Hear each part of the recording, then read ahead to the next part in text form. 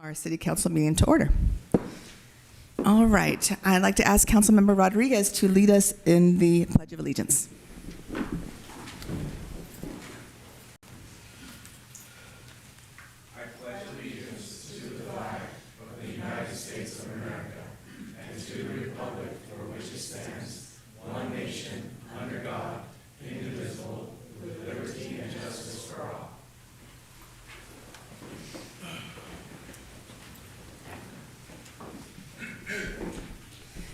Okay, thank you. Areli, can we please have a roll call?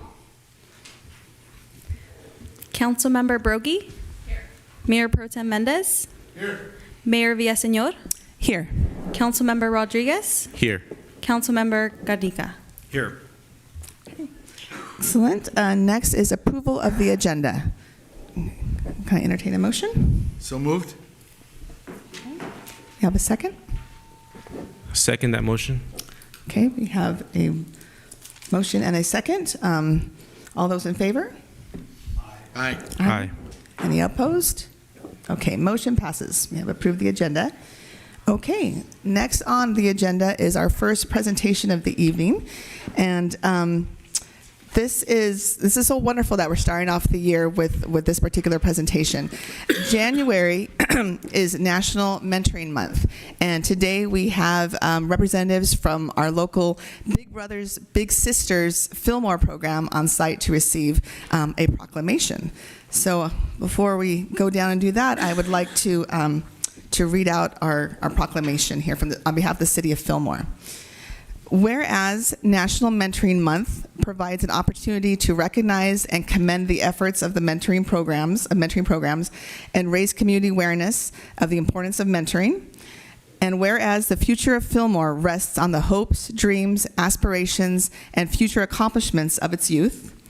And whereas many children come from socially and economically disadvantaged backgrounds, experience trauma, crisis, and adversity, and may lack positive role models in their lives. And whereas research has shown mentored youth are more likely to engage in school and learning, more likely to avoid risk behaviors, and more likely to set and achieve positive goals for themselves. And whereas relationships with caring mentors offer youth consistent role models, valuable encouragement, motivation, hope, and support to guide them towards making positive choices. And whereas mentoring programs and collaboratives throughout California are committed to increasing the number of quality mentors, especially in marginalized communities. And whereas partnerships between businesses, educational institutions, and mentor programs are an effective way for businesses to support youth within the community. And whereas mentoring before, during, and after school become an effective strategy used by schools to increase student attendance and academic performance. And whereas hundreds of Ventura County youth, including particularly five Fillmore youth, are waiting for mentors from here in the community. And whereas Big Brothers Big Sisters Ventura County, in partnership with Fillmore Unified School District, has established a high school mentor program where Fillmore high school students are matched with Fillmore elementary school students to encourage social emotional development and leadership and role modeling skills, and making a positive ripple effect in our Fillmore community. And whereas the Ventura County Big Brothers Big Sisters program reports that 71% of youth enrolled in the program improve their grades, 89% feel more confident overall, and 98% graduate high school on time with a post-graduation plan. Now, therefore, be it resolved that I, Cristina Villaseñor, Mayor of the City of Fillmore, on behalf of the Fillmore City Council, do hereby proclaim the month of January 2025 as National Mentoring Month in Fillmore, and encourages residents to honor the role models in their lives by becoming mentors to youth in our community, and support the work of mentoring agencies in the county like Big Brothers Big Sisters of Ventura County and its nonprofit youth service partners. Cristina Villaseñor, Mayor of Fillmore. Okay, all right, I'll come down and present this to you.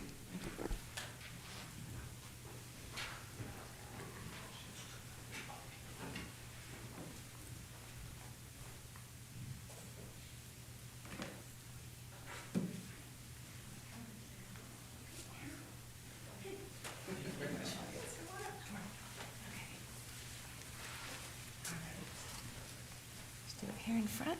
This one come. All right. This one come over here. Okay. All right. Perfect. All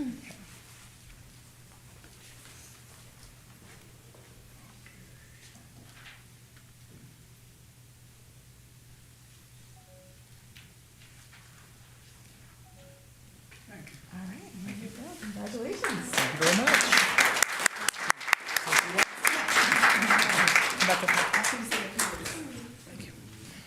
Adrian, over there.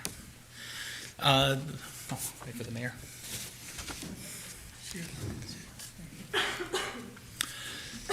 Thank you very much. My name is Michael Ramos. I am the site-based program manager here at Fillmore High School on behalf of Big Brothers Big Sisters of Ventura County. National Mentoring Month was started in 2002 as a way to recognize the importance of mentoring between adults and children throughout the nation. Big Brothers Big Sisters has been active here in Ventura County for over 60 years and active nationally for over 100 years now. Our program at Fillmore High School has been up and running consistently for over 20 years and has impacted thousands of youth, both high school and elementary age youth in that time. Currently, we are serving about 100 students in the elementary school district, as well as about another 60 on a sports mentor basis at Boys and Girls Club as well, weekly. And our Youth Leadership Council is about 25 to 30 students strong at the high school and doing various activities in the community. Adrian Fuentes is the Youth Leadership Council president, and he just wants to say a really quick word about his participation.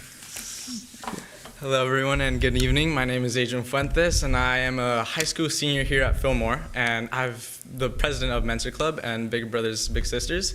And I've been part of the club for over about 3 years now, and I just wanted to say quick little things about the club and its importance on the community.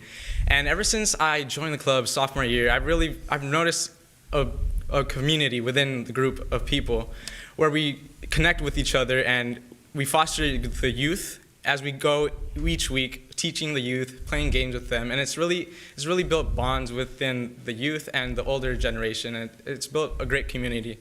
And also the youth leadership, we've done many activities throughout the year, such as volunteering for the enchilada dinner, where we made many enchiladas. We've also done the trunk or treat, the recent trunk or treat over October, we had a really great trunk or treat.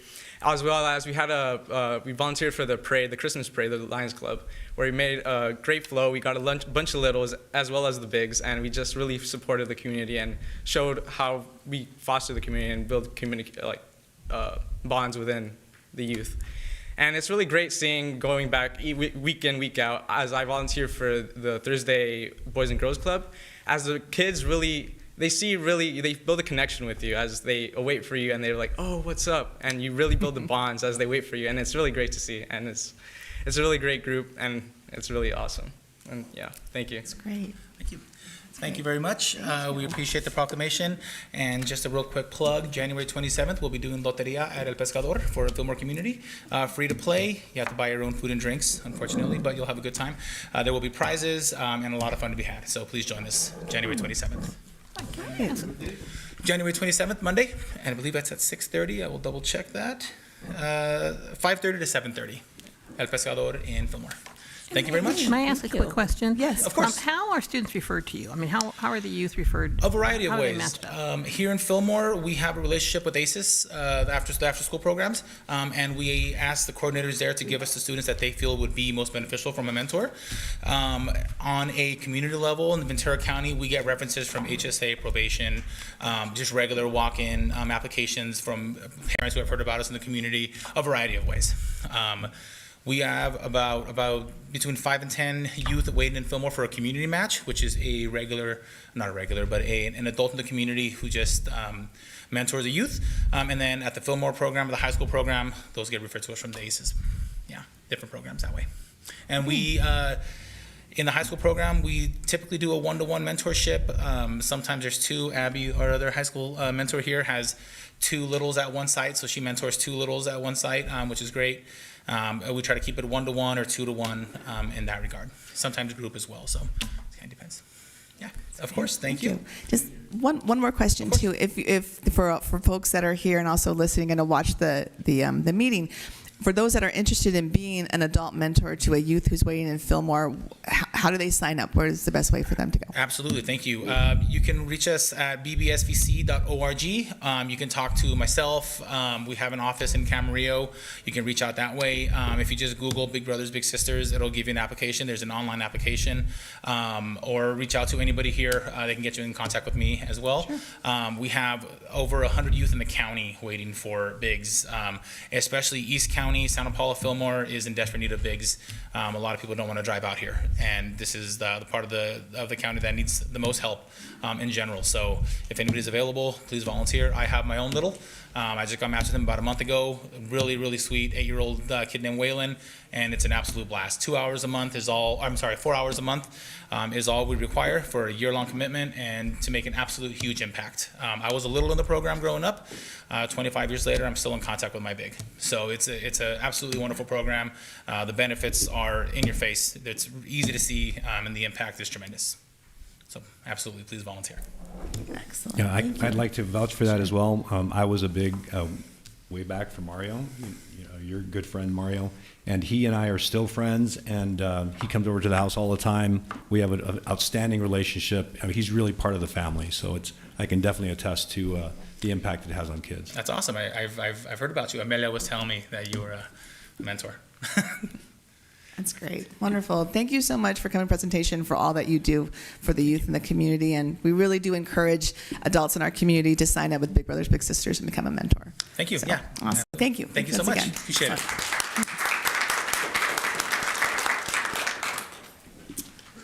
Okay, wonderful. Our next presentation is we are honoring the newest Poet Laureate of Ventura County. She is here today, and her name is Marianne McFadden. And just wanted to say a couple things about Marianne. This is really special because Marianne is a local girl to Fillmore. She lives on a citrus ranch outside of Fillmore. She is an award-winning author of 2 books of poetry, Eye of the Blackbird and Devil Deer. She taught at Brooklyn College, City University of New York, and she's given workshops at the New York City Libraries and at the Biblioteca in San Miguel de Allende, Mexico. She is described as a poet with a, quote, sustained vision of her family's past and its ongoing presence in herself. And her earliest memories are of living with her mother on her grandparents' citrus ranch in Simi Valley, and then again, after her mother remarried, on her family's citrus ranch in Fillmore, where she attended school. So Marianne is a local person, and what an honor it is to have you, Marianne, here today as the newest Poet Laureate of Ventura County. And I had the honor, actually, of attending Marianne's inauguration, which was just this past Sunday at the Museum of Ventura County, there in Ventura, across from the Mission, and that was such a joy to see and to hear so much poetry. It was just wonderful. It was poetry of poem after poem from some really wonderful poets, and it was really inspiring. So, Marianne, we're so happy that you are a local treasure here in Fillmore, and I'd like to read also the certificate of commendation for Miss Marianne. Let's see here. Okay. Certificate of commendation for Marianne McFadden. The City Council of the City of Fillmore presents this certificate of commendation to Marianne McFadden in recognition of her award-winning poetry, musical lines shaped to intelligence, wisdom, and deep commitment to showing the beauty in life's mysteries. We offer her our congratulations on being selected Poet Laureate of Ventura County, and we extend our appreciation for reminding us that we are truer together than we are alone. Presented on this 14th day of January 2025, on behalf of the City of Fillmore. So come on up, Marianne.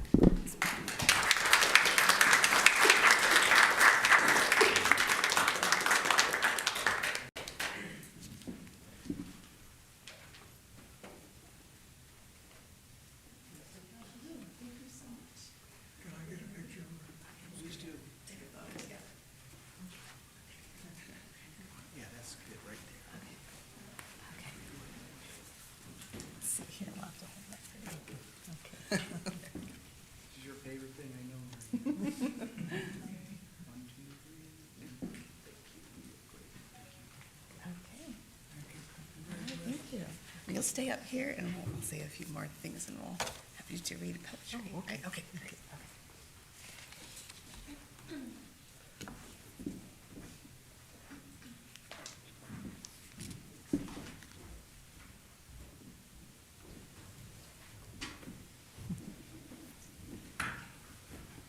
Okay, thank you once again, Marianne. And again, on behalf of the City Council, we congratulate you. And we know that today that you've come to say a few words and also read some of your poetry. So we're all ears. Oh, okay, thank you. Is this the right distance from the microphone? Yes. Okay. Can you hear? All right. Okay, it's a real pleasure to be here. I'm actually quite nervous, and the reasons are kind of humorous. I probably don't need to go into them, but I don't know. There's something about coming home to your hometown, you know, and the expectations and so on. So anyway, yeah, yeah. Thank you. We moved over here from my mother remarried, and we went to Moore Park.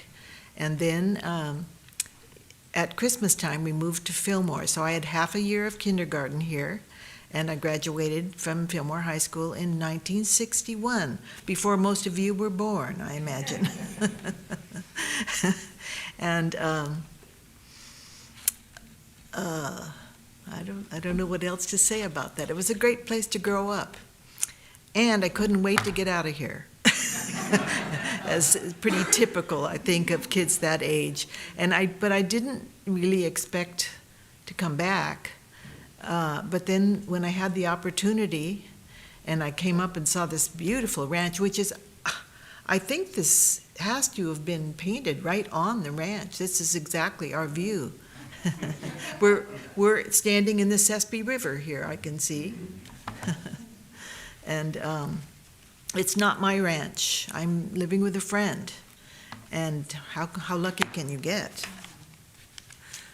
So anyway, I'll read a couple of poems, and I'll say a little bit about them before I begin. Get my glasses on here. This is called In Phoebus' Car. It's kind of literary sounding. It's it has the two little lines at the top from Ovid, which sounds very intellectual. Here Phaeton lies, in Phoebus' car he fared, and though he greatly failed, more greatly dared. But what this is about is Phaeton was the sun god, and in the morning he drove up and he drove his chariot across the sky, and his son, Phaeton, Phoebus was the god, and then Phaeton was his teenage son who wanted to drive the family car across the heavens, but his father warned him, "You're not strong enough." And in fact, he, I guess, snuck out one morning, took the chariot, and burned up as he reached the height of the sun. And though he greatly failed, more greatly dared. And I love that he's praised for being brave enough to try. And then the rest of the poem is about, it's meant to be a little humorous, about something I saw on television. Well, we all heard about it in the newspaper in those days, with this guy who, well, it tells here, remember that guy who strapped himself into a lawn chair, armed with a BB gun and a six-pack of Budweiser, and launched himself into the sky with 28 weather balloons, like a small herd of lollipops wildly charging? When the oxygen thinned and ice began to form on him, and he had become a puzzling blip on the radar screen at LA Airport, diverting several large jet planes, he shot 8 balloons and sank through the smog and tangled in a power line. The fire department hauled him down, and the police department arrested him, and the reporters pushed toward him with their microphones to hear what he would say. When the astronauts stepped out on the surface of the moon, I was roaring down a bridge with my unhappy husband through the empty streets, wanting to see the moment, headlong to his mother's house where, in closets piled with old clothing, we once hid and stripped and arched longingly toward our children. I screamed for silence. I thought my husband was going to hit me. I wanted to hear the first words spoken on the moon. But I'm weary of disappointment. Let's talk about need. Starlings gathering in the trees outside, gripping the wires, short-circuiting the TV screens, iridescent as oil, greens darkly flashing purple, bristling bills, and harsh, strong cries.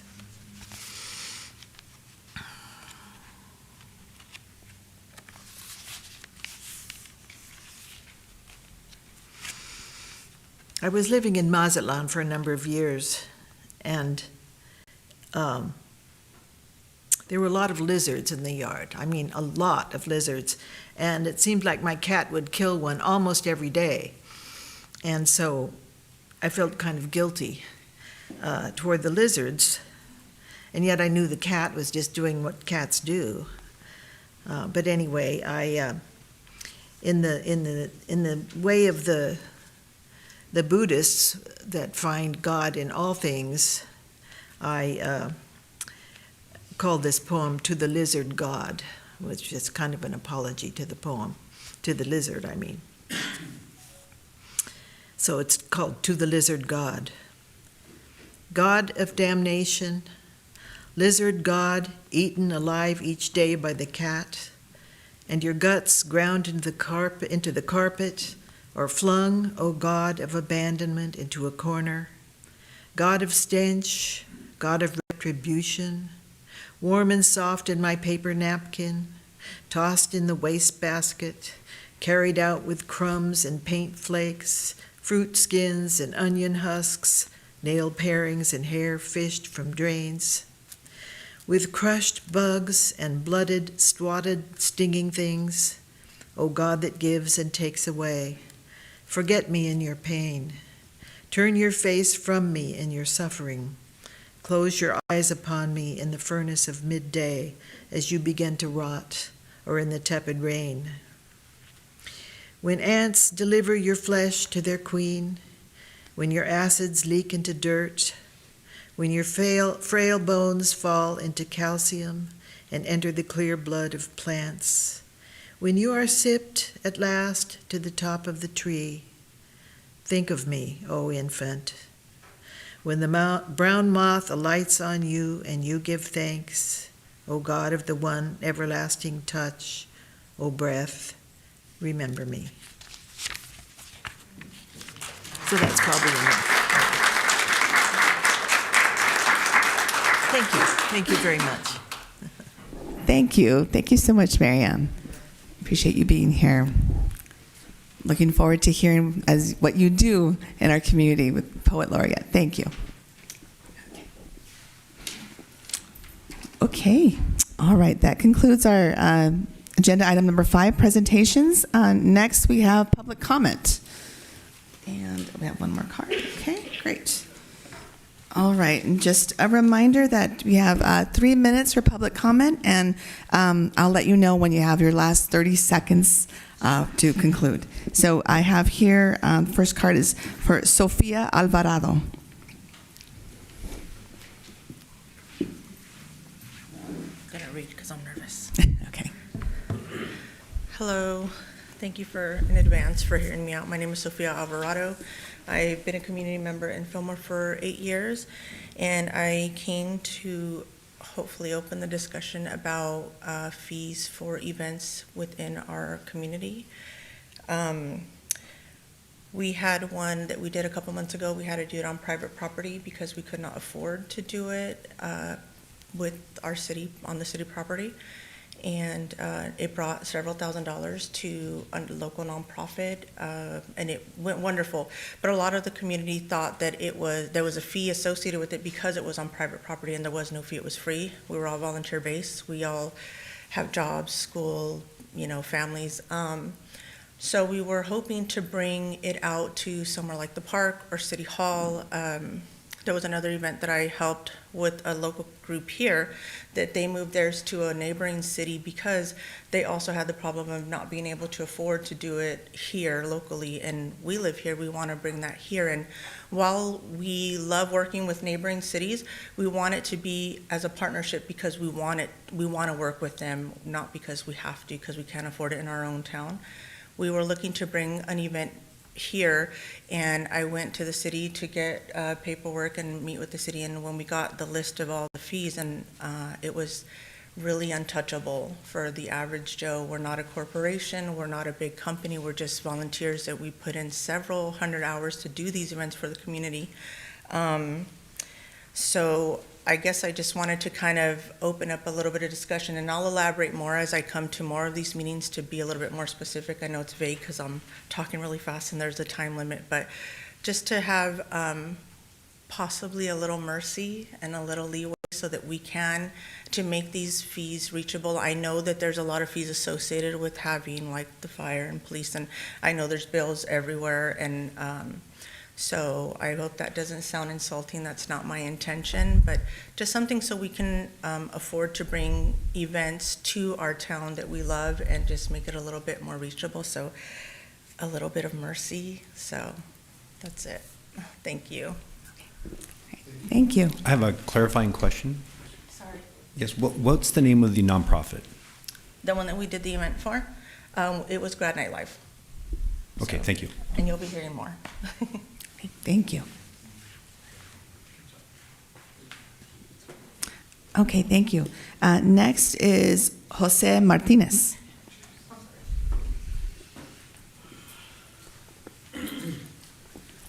Good evening. My name is Jose Martinez. Well, a lot of people know me by Aslan or Entertainment. I come up here to also talk about potential of other events that we're trying to organize. The event that she was talking about was Dia de los Muertos.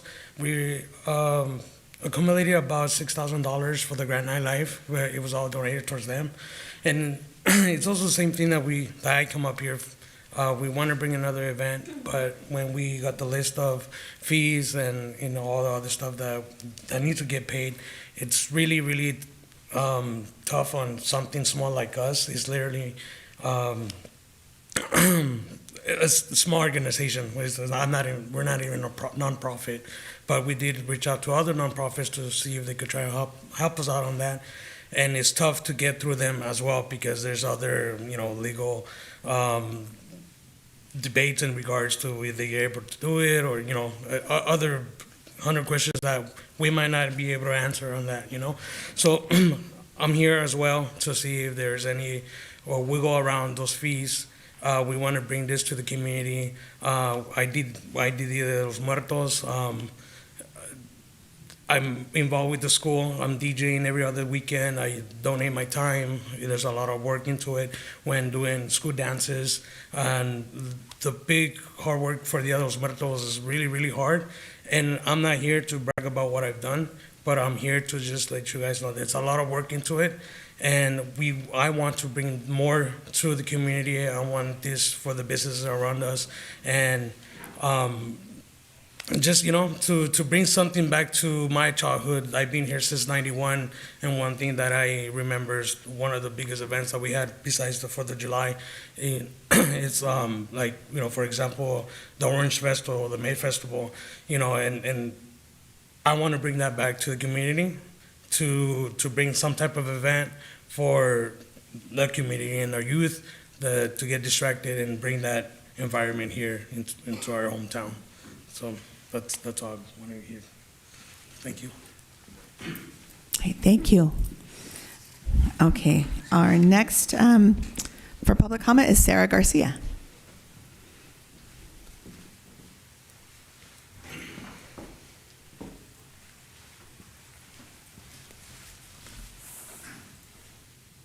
I'm not zeroed out yet. I'll be honest. Hold on 1 sec. Let me reset. And okay. I usually talk fast anyways, but hi, it's me again with a different sport. My kids are involved in every single sport possible in this town, so I see all the things. I know I reached out to most of you guys personally just to share a few photos of our Boys and Girls Club, which I know it's nothing new. The Boys and Girls Club has been in this condition for a very long time. I've only seen it for the last 3 years because that's the time that my son got involved in basketball. So again, if you're not involved, if you're not walking through those doors, if your kid is not part of the Boys and Girls Club, out of sight, out of mind, right? Which is very unfortunate for the people that have to be there. I mean, we just signed a new contract with the Boys and Girls Club that has lots of kids that have to go there for multiple hours a day, and I just don't think it's something that we should be proud of hosting kids at, let alone, I mean, the floors are terrible, the paint job's falling off, you guys just approved windows, which is absolutely incredible, but I just feel like we can just open the discussion of doing a little bit more, maybe looking into grants. Again, I know we said we had someone that looks into grants, but maybe pushing that a little bit more. I know I had posted something on Facebook, and they actually our community is willing and able to help. I just know that it's Fillmore's building, so we can't just go in there and start repairing things ourselves. There's a process with that. So if we, I don't know, start something where people can volunteer, if you guys host something like, hey, if you're willing to volunteer to help the Boys and Girls Club, come down here, sign this, sign that, whatever you're willing to contribute, maybe we can get that going, just to give something better for our children, because they truly deserve it. And that's it. Thank you. Okay, thank you, Sarah.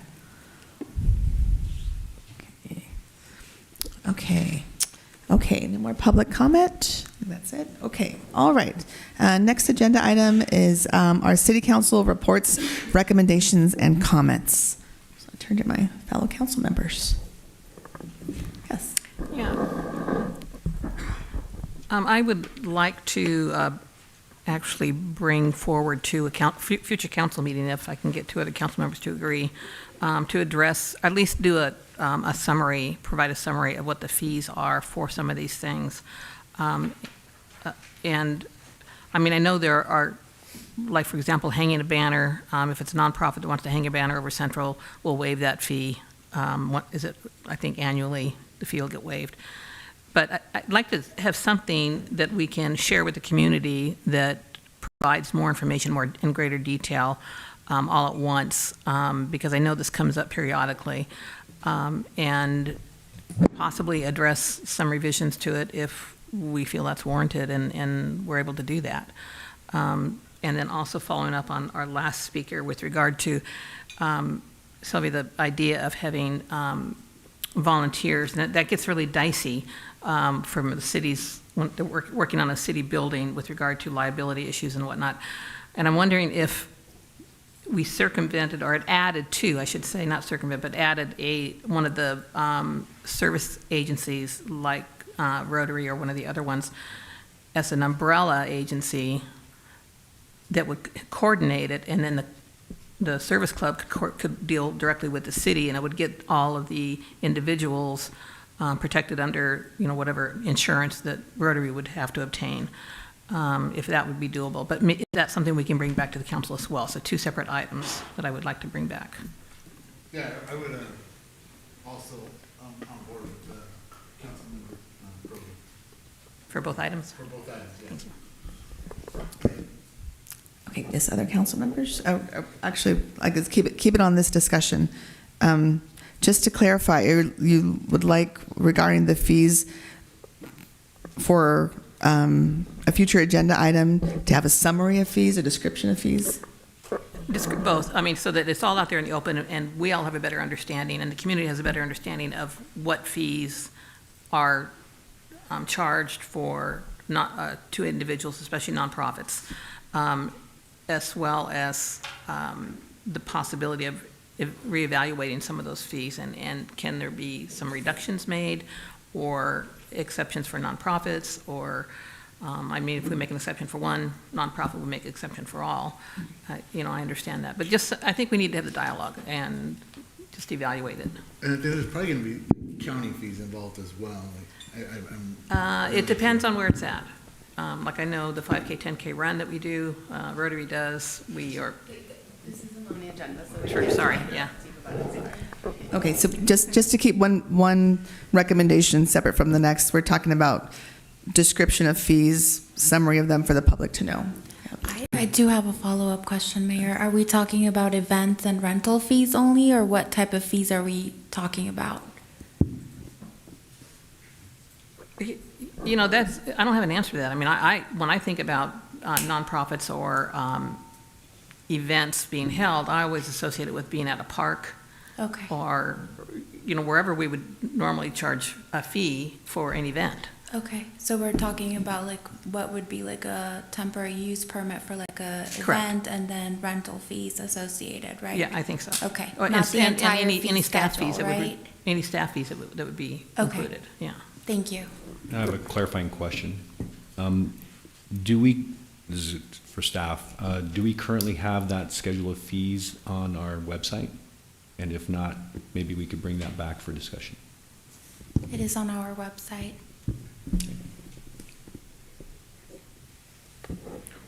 I also have a recommendation. So I believe as city council members, Sorry, Luis, I just as a point of order on this, we have Councilmember Brogy and Mendez recommending a agenda item for reviewing event fees. Do any other council members have any comments on that particular recommendation? I have a comment based on one of those recommendations. I don't know if it would be considered a separate issue, but I would like to elaborate on an idea. Brown Act, the exemption to talk about things not on agenda is like a super brief discussion about whether to add something. We're not supposed to really go that into deep about it. When the item comes back, if there's more of a discussion and questions, that would be the time. And if staff needs to look into it more, it can come back. But we have to be careful about how much we're spending on this right now. So you can ask your question, and then I might have to tell you that it's going too far in detail. And I would appreciate your guidance on that as I speak. I definitely do not want to cross any boundaries here, and I appreciate you guys. And Ms. Mayor, may I continue? Yes. Thank you so much. So I feel like we, as council members, we serve our constituents. Our constituents have needs, desires, wants. We've been working very hard to provide the needs, including the sewage work and all the stuff that we've been repairing. But for years now, we have not had a carnival, which is understandable. I'm gonna have to interrupt, sorry. Go ahead. Yeah, this is going down a road we shouldn't be going about. Definitely how you might vote about something or how you feel about it. Right now, we can only be talking about whether there's 3 votes to bring the item back. Thank you so much, Tiffany. Sorry. Appreciate it. Okay, so I'll bring that back again. So again, we have Councilmember Brogy and Councilmember Mendez with a recommendation for an agendized item regarding discussion of event fees. I would agree to put that on the agenda. Okay, so we have a majority of council members, so we will add that to the agenda, to an upcoming agenda. Yes, Councilmember? 2 items. Yes, Mayor Pro Tem, I'm sorry, Mayor Pro Tem Mendez. I want to make a recommendation for future agenda item as well. But, yes, I do. So that was for spoken of fees. The next is Councilmember Brogy. Lost my point. What is your second one again? I'm sorry, Carrie. For individuals volunteering their time. Okay. Whether that can be done, or should we have, it's better to go through one of the service agencies, service clubs, as an umbrella club to take on a project, say, the Boys and Girls Club. Okay. And then have any volunteers go directly to Boys and Girls Club. And I'll go ahead and I would also agree to put that on the agenda. Okay, so Mayor Pro Tem Mendez and Councilmember Carnica. Yes, okay, so we do have 3 for those as well, so those 2 items will be on a future agenda item. Okay, all right, thank you. Thank you. And I wanted to ask if we could, I could get support from other council members about possibly adding to the agenda, looking into the creation of neighborhood councils. I would be supportive of that. Okay. Okay, we have that recommendation across three council members, and so that will be added as well to a future agenda, a discussion of forming neighborhood councils. Okay, great. Okay, do we have any other council member reports, recommendations, or comments? Okay. Question? Oh, yes. So is this the time where we would report out? In other words, okay, this is just for me, educating me as a new council member. Sure. So Carrie went ahead and gave her report and made a recommendation for future agenda items. Is that considered a report out?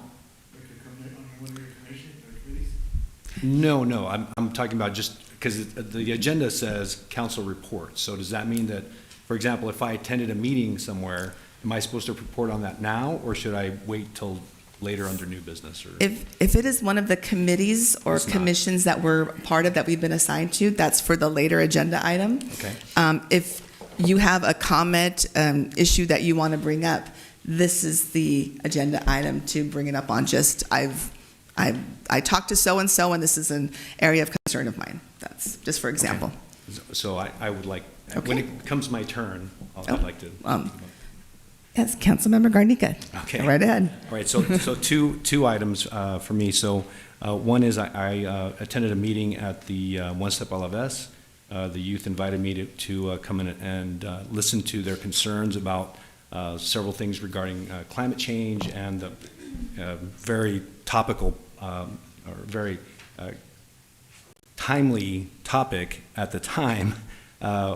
They asked, what is our emergency evacuation plan for Fillmore, given the fires that had happened up in Paradise, California, where the entire town had to be evacuated, and there were only two ways in or out. It was a disaster, if you guys remember.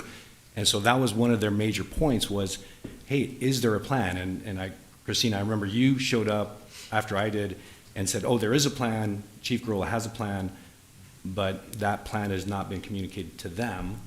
Or to, I wasn't aware of it, so I think, so that was a point that was brought up, that they would like to know more about any kind of plans that are in existence for evacuating the entire town. So that was a question that was brought up. I thought it was a very good question. The other one, let me see, I had a couple, there are several, I've got a lot to talk about, but I don't want to go over all of it, but that was the main point that they brought up. They also talked about other city issues, which I'll report out to Erica and let her know what the questions were. That was one item. The other item was a question that was brought up, and I brought this also up to Erica, about the Mills Act, which, if you're not familiar with Mills Act, it's a method of the city, if the city adopts the Mills Act, it allows homeowners within the city, I believe, now, again, I could be totally wrong on this because I'm going by memory. It allows homeowners within the city to take a tax deduction on their property tax for improvements to keep their home if the home is a historic home. So I believe every other, and again, I could be speaking out of turn here, but I believe most of the other cities in Ventura County have already adopted the Mills Act. We're one of the few cities that has not done that, and I thought that would be a benefit to the homeowners within the city. So that's something that I would like to bring forward for discussion at a future point. I know I've already brought it up, like I said, with the city manager or interim city manager, and so there's probably some ongoing work going on there, but I did want to report that out to the city council. Okay, thank you. Thank you. Okay. Yes. I just wanted to give kudos to our first responders during this time. You guys did an amazing job. You guys did an amazing job during these windstorms that we had, and you really communicated well with the public, and I think, and to city council and city. And thank you for the job that you guys do. It's like you guys do so much, and thank you so much for everything. And I also wanted to give praise to our city staff who was working just tremendously all weekend, and especially Public Works. Thank you, guys. Thank you. Thank you. Well said. And I think on behalf of the whole council, that we're very grateful for everything that our city has been able to do within staff and, like you said, our first responders. Thank you, guys. And, I know we're here tonight, thank goodness, knock on wood, with our power. And, the hope is that we continue to have power today, tonight, tomorrow.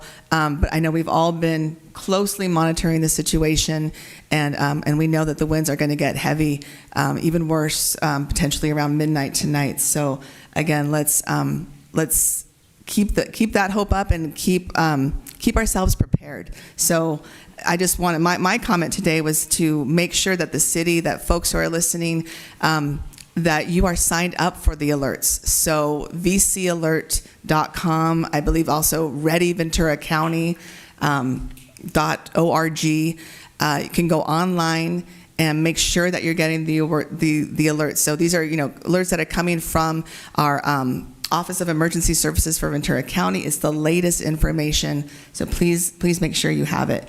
And actually, Chief, I wanted to ask you if you wouldn't mind, Chief Girola, coming up and just giving a little brief summary of our fire department and where they've been, how they've been providing mutual aid to the fires. Thank you. You bet. Always, always my pleasure to address our fire department and how they serve the city. So thank you for asking. So in anticipation of the heavy winds that we had last week, state OES and county OES prepared a plan anticipating problems with the winds. And part of that plan included staffing extra pieces of firefighting equipment. For us here locally in the county of Ventura, the fire agencies got together and we staffed up one extra strike team. That's one extra strike team from the cooperators that cooperate with county fire.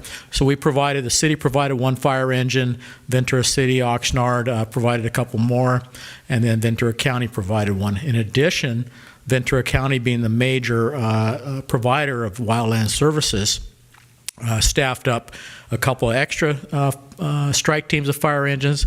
They added a couple of helicopters on standby. They had some hand crews on standby and a lot of other staffing. So overall in the county, when we have the predicted winds, we staff up in anticipation.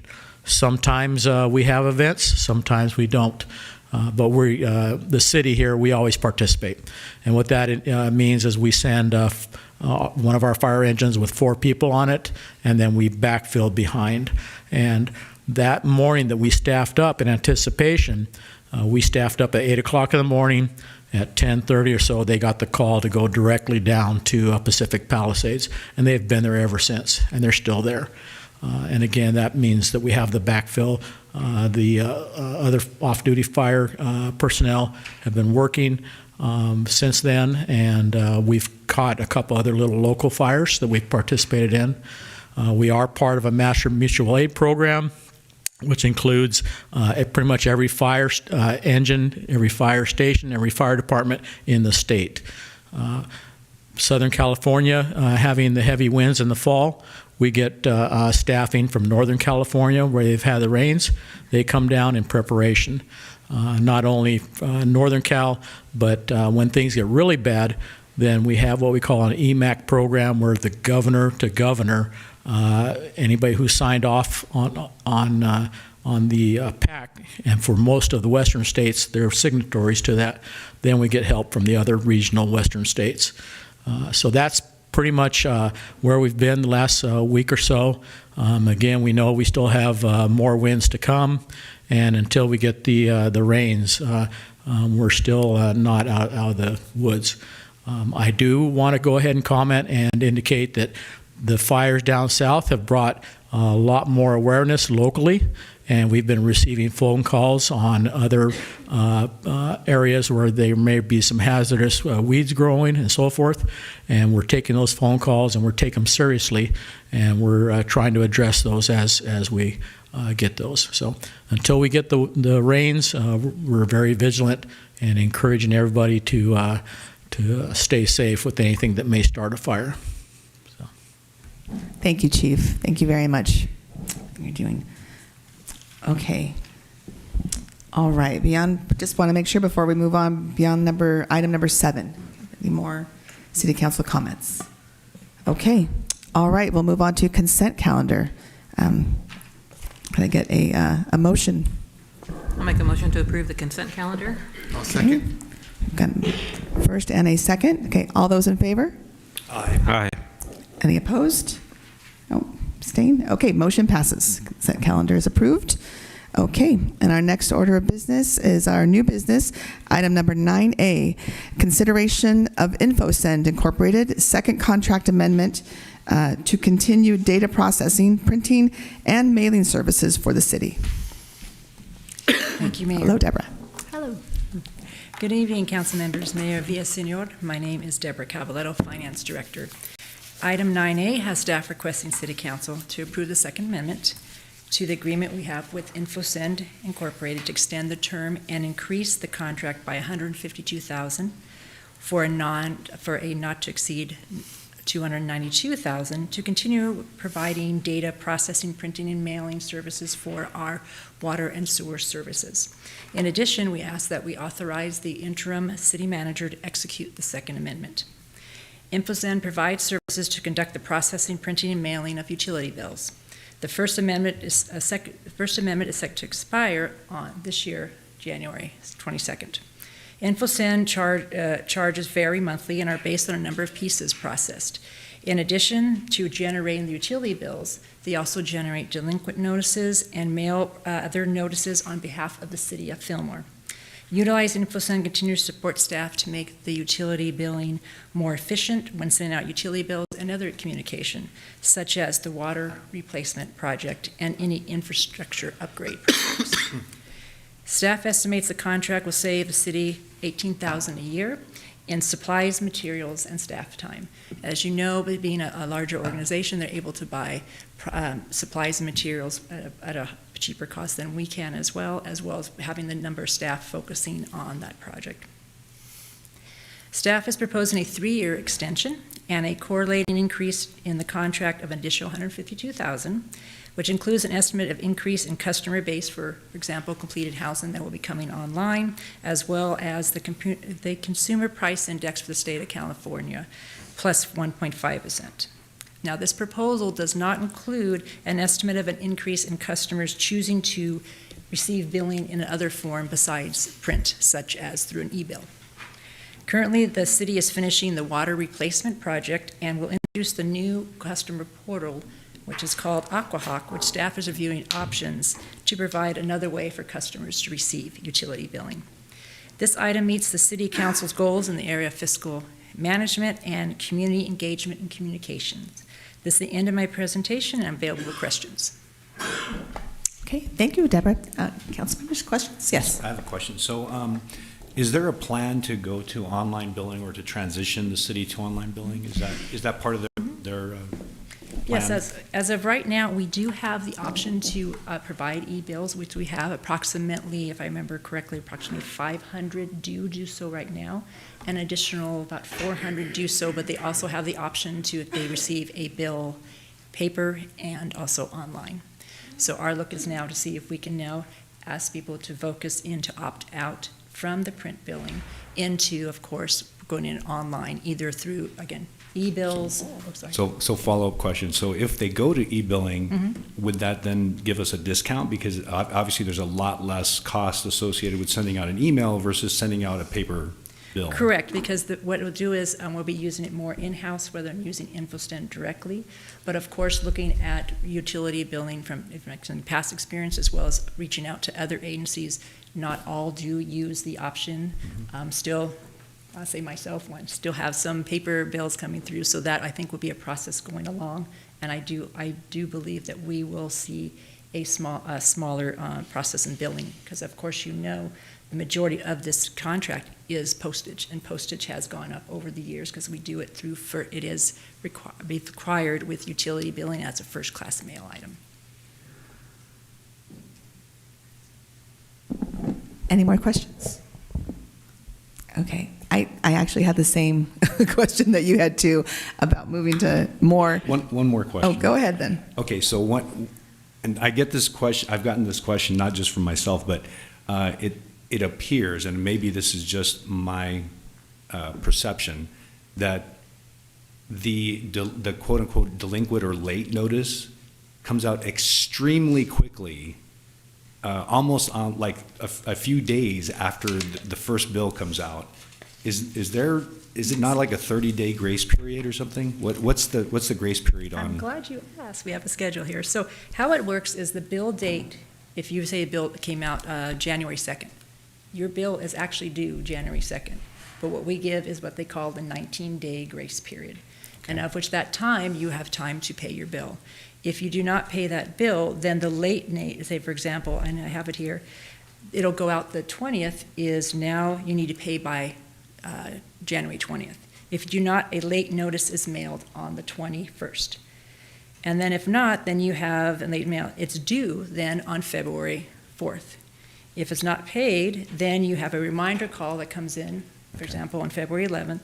Then the last day to apply for an extension, because we do offer that, is on February 18th. After that, your final notice is mailed on February 19th. Your final notice is due on March 3rd.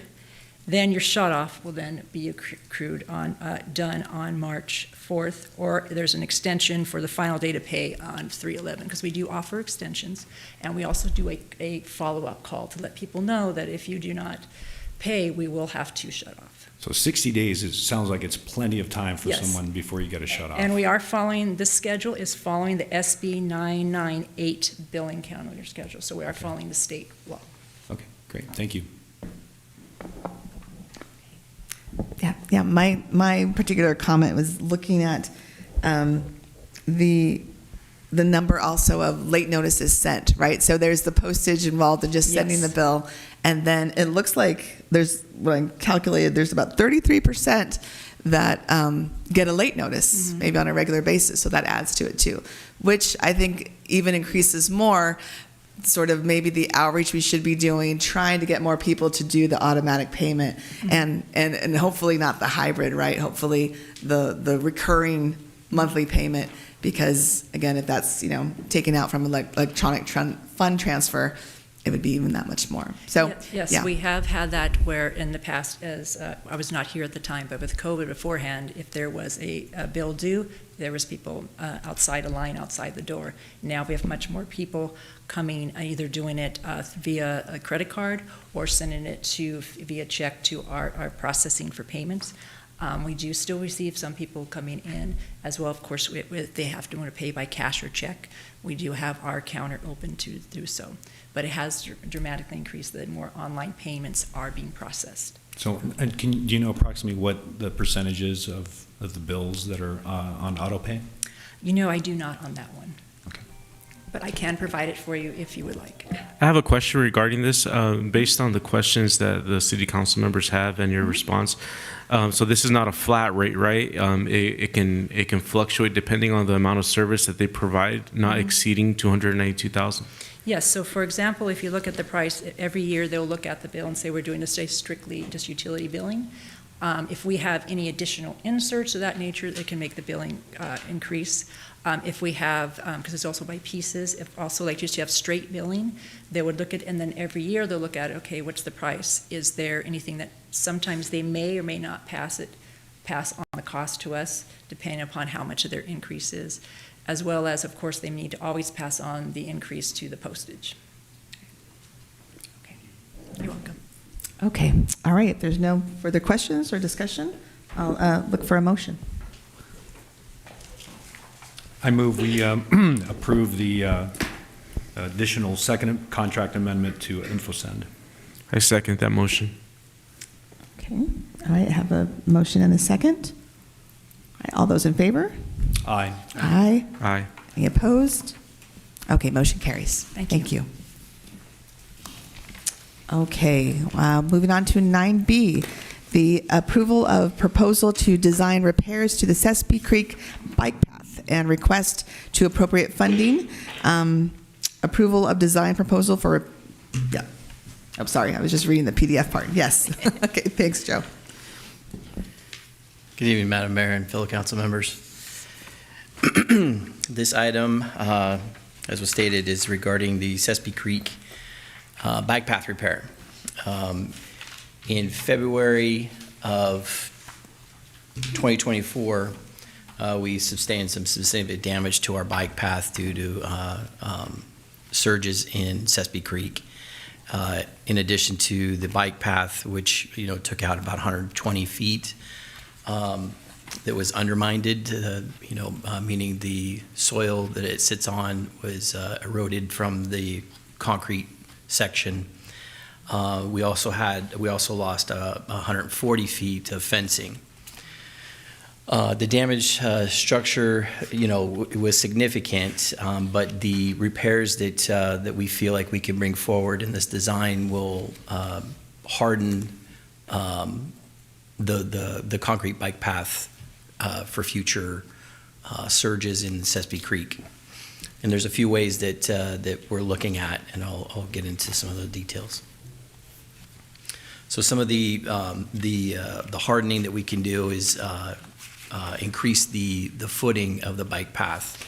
Right now, I believe it's like 18 inches. If we go, 2 or 3 feet deep with the footing that's in the areas that are exposed or susceptible to further erosion, that might save or really protect our bike path. In addition, not a part of this project, because it'll require additional permitting and coordination with Ventura County Flood Protection District, or Watershed Protection District rather, is increasing a gabion structure, like not necessarily a gabion structure, but similar to that, where we have a rock formation that pushes the center of the stream back out instead of towards our bike path. That's one thing that was lacking in this in our design, our bike path. It was there where it jots out into the creek is where the erosion primarily took place. So it allowed for it to get too close, and I think that if we do some kind of hardening with the cooperation of the county, that could protect it for future losses. So the design proposal is going to take a look at ways to at hardening the structure, including incorporating that into design, and then also looking at some future ideas that we can explore with the county's cooperation. The part of it is going to be the CEQA analysis, where we believe that this is going to be a CEQA exempt type project. Our approach to this will be to stick within the existing alignment of the bike path, work within the bike path instead of around it and on it. Further into the creek. That should allow things to go more smoothly and cuts through some of the regulatory red tape that we would have to otherwise get into if we were to get into the creek bed itself. The proposal in front of you also gets some bidding assistance and some, while we're in construction, some assistance with requests for information and change orders. So we'll get some aid that way. The timeline that we're shooting for in the design is 10 to 12 weeks. This will allow us to get into constructing and getting the bike path open before the summer. That's the goal. The cost of the proposal this work, this design portion is $40,495. This is not an anticipated project that we had in our budget for this current fiscal year, nor is it included in the Wildan agreement. So both of those things are going to have to be addressed through this action. The recommendations were included in this report. We're asking for an appropriation from the General Fund 101 to Fund 490 for this amount, and then the authorization to include this work in, which will come back to for formal action under the Wildan Amendment Number 2 once we get the fiscal year 25-26 budget approved. This is a council goal, is to protect the infrastructure and improve improvements and maintenance. Staff is therefore recommending that council approve the Wildan engineering proposal and appropriate the funds as described earlier. That concludes this report. I'd be happy to answer any of your questions. Sorry. Thank you, Joe. Yes. So just for everyone's clarification, so this is just for the design of the project. This does not include all of the repair itself, correct? Correct. Yeah, the design will result in an estimate, and we'll return to council before we go out to bid with that estimate. Any more questions? Yes, Kate. Yeah, as we're going through this process, I know there are 2 other locations along the bike path where there are bars that have disappeared, railing-type bars. And I have no idea what that would do to the expense, but is that something that we could factor in, maybe when it comes back to us for the actual repair? But I don't know if it wasn't directly a result of the flood and the erosion, but it just seems if we're out there repairing it. Certainly, I mean, I am not aware of any additional sections of railing that's missing. Okay, I'll pinpoint it. But I'll do a survey and figure that out. I received a new e-bike for Christmas, so I'm out on the bike path, so I'm. Okay. So I'll take a picture of it next time. Okay. Thank you. Thank you. Okay. Any further questions? Well, I wanted to piggyback on what Councilmember Broggie said. Regarding railing, I know there's railing along Sespe. It's not regarding the damage that occurred during the storms, but along Sespe on the bike path, there's railing that's missing or broken. And I just went down there this afternoon, and there's pieces down. I was wondering if we could take that into consideration when requesting this money, if we can do those repairs as well. I would imagine as part of the railing that we have on our estimate, but if not, I'll try to get that location from you, and I'm sure that can be incorporated in the design, if it's not already being considered. Yeah, there's about 3 or 4 different locations, and you'll see them just when you go down. Okay, if it's due to damage that's not, if it's a couple of rail posts, yes, then that's probably best handled by our Public Works crew. Okay. Yeah, but if it's a long stretch, then I don't know if that's where it. Okay, the same area. I'll send the Public Works crew out. You can take pictures if that'll help, so you can know exactly where. Okay. I have a question of clarification. I know you're going to take a picture of that. Is this regarding areas near the river, or is this just the bike path more further into the city? Is it Telegraph or? No. Okay, no? If that's the section? Yeah, no, it's near the river. It's, Okay. okay. Okay. I think Carrie's thinking of one near the river. I'm not talking about near the river. I'm talking about almost like where the old county, where the old county fire station's at. Okay, yes, Yeah. that's the Off of Telegraph. Old Telegraph Road. Yeah, the old wooden posts that are along the Right. sides. Yeah. It seems like we keep on repairing that that railing, but It's yes, I'll have them take very another look at it. A lot of people. I believe we have a couple work orders pertaining to that in the queue. So it's a matter of time before we can get to them. Thank you. Okay. Thank you. And actually, Joe, I had a question on the project, and thank you for giving more details on what the repair will entail. You had mentioned about moving rock, or basically having some sort of fortressing the bike path that goes underneath Highway 126, so that the current of Sespe Creek doesn't get so close. Right. Right. Yeah. No, I was just going to mention, I know for years I would go underneath 126 and be like, oh, the water's so close, but think in the back of my head that it's probably too close, and so that was what factored in. Okay. And then also that you mentioned working with the county. Now, I know this is our bike path, but was there any discussion about, if this does make improvement underneath the highway and through the county watershed there on Sespe Creek, are they partners in this at all, or could they possibly be, collaborators? If not in the design part, perhaps in the construction part. That's something we can always talk about with them. The agreement that we signed that put the bike path there. It put the maintenance on us. The onus on us? Yes. Okay. All right, thank you for that. And there's no consideration of the fact that it was kind of a disaster. It wasn't necessarily an infrastructure failure. We were not expecting such a big flood.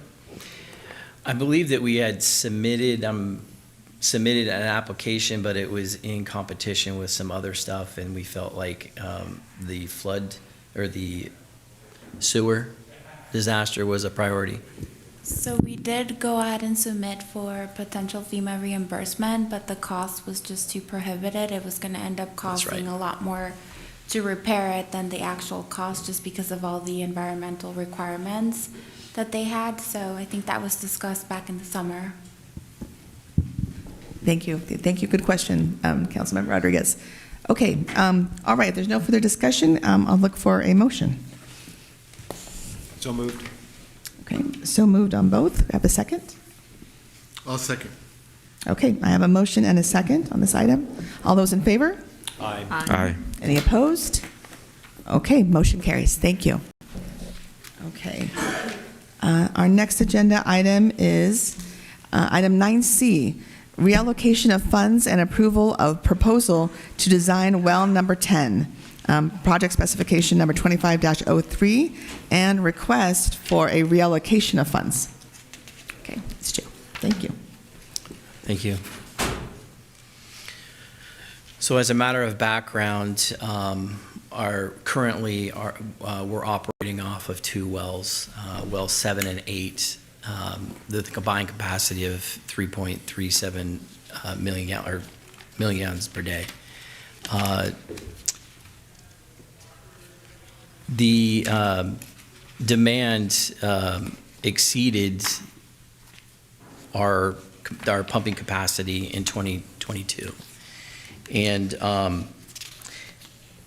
the duration of those exceedances, exceeded 4 times during the warmest part of 2022, which was a wake-up call for us to take a serious look at getting our third well back online, which was down at that time. These were short in duration, and they were offset by our storage in our reservoirs. So we didn't have a major issue on our hands. In hindsight, we probably should have made the notifications to public sooner, recommending certain actions that they take that can help alleviate the issue that we had at that time. Because in September of that year, we lost well 8, and that put us in a dire situation where we're operating off of one well. That got us within 4 days of usable drinking water, safe drinking water in our reservoirs. So that was another big point in our consideration about where we go. Shortly after that, we came to council and requested that we have the ability to analyze the production of well 5, the feasibility of rehabbing well 5, and considering well 4 and 9, which have been inactive for quite a while.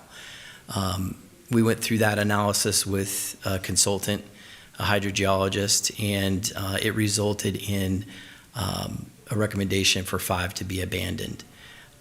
The area is a high producing area, which is at Dolores State Park.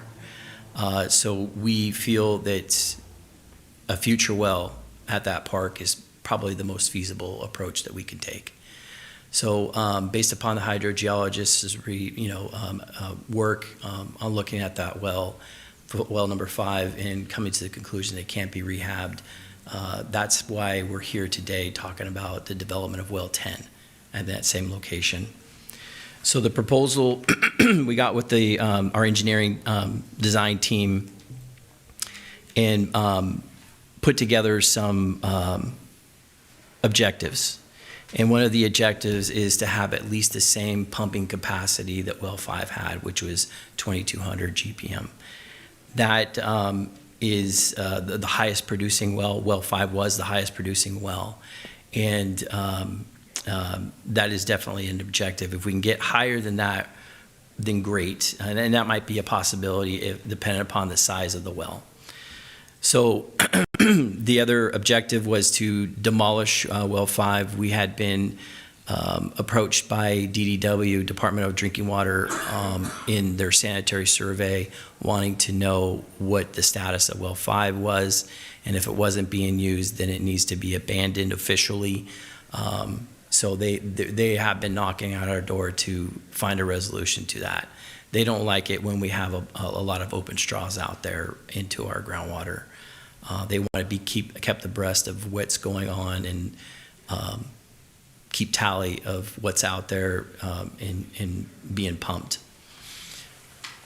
The other objective was to integrate with well 5 plumbing as much as possible. So what we're going to be doing in conjunction with the design, the hydrogeologist's work, is we're going to be looking at moving the Edison pedestal north about 200 feet. And before we get to that point, the design should be done. The information back from we'll get the information back from the hydrogeologist saying that Dolores Day is an optimal location for a future well 10.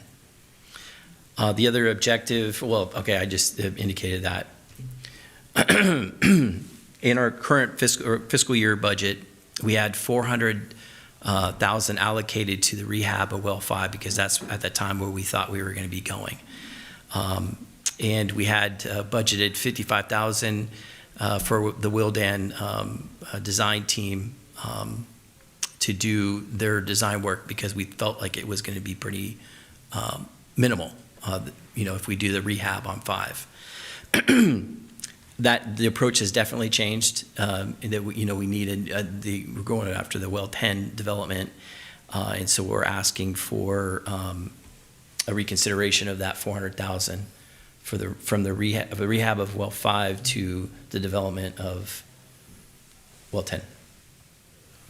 A big part of the design proposal is, like I said, the hydrogeological review. That's penciling in at $195,000 for that analysis. And what that will get us is a pilot hole, an estimate on pumping capacity. So we'll be able to see if we're going to be able to achieve the objective of at minimum 22 GPM, 2200 GPM. And water quality that we're not going to have to do some kind of additional treatment. That was going to be the issue, as I was indicating earlier, when we had the hydrogeologist look at rehabbing 5 or 4 and 9. 4 and 9 do have water quality issues, high manganese. So we would have to do some additional treatment. That's at an additional ongoing maintenance cost. And something that we don't want to have to do. So we don't have to treat 5. That aquifer is pretty solid on water quality. So the hope is that the water quality through the hydrogeologist's pilot hole will tell us that the water quality is good and this is where we should be digging our hole. That is a very important step in making sure that we're spending money wisely. And that we're not, just popping a hole in the ground and pumping it out like we assume we're going to get at 5, or that we were getting at 5. Another big part of the Wildan proposal is SCADA integration for efficiency and reliability. That's estimated at $105,000. That is a question mark in my mind how much we'll actually need of that SCADA work. Through what Erica had, the interim city manager, Erica, had started prior to my time, was getting SCADA consultant on board and getting a lot of the equipment to upgrade our SCADA system inside of that work. And so we have stockpiled what well 5 would have taken for an upgrade. That will be repurposed for well 10. So the 105 that we're seeing here might not be all that much in the that we'll need.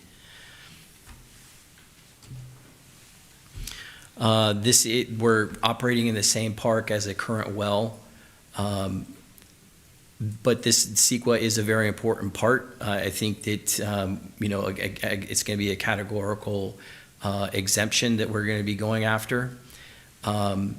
One of the other big considerations after the ag well in the northern area caused a lot of issues. One of the issues, being that it's in Dolores State Park, so close to home, is noise abatement.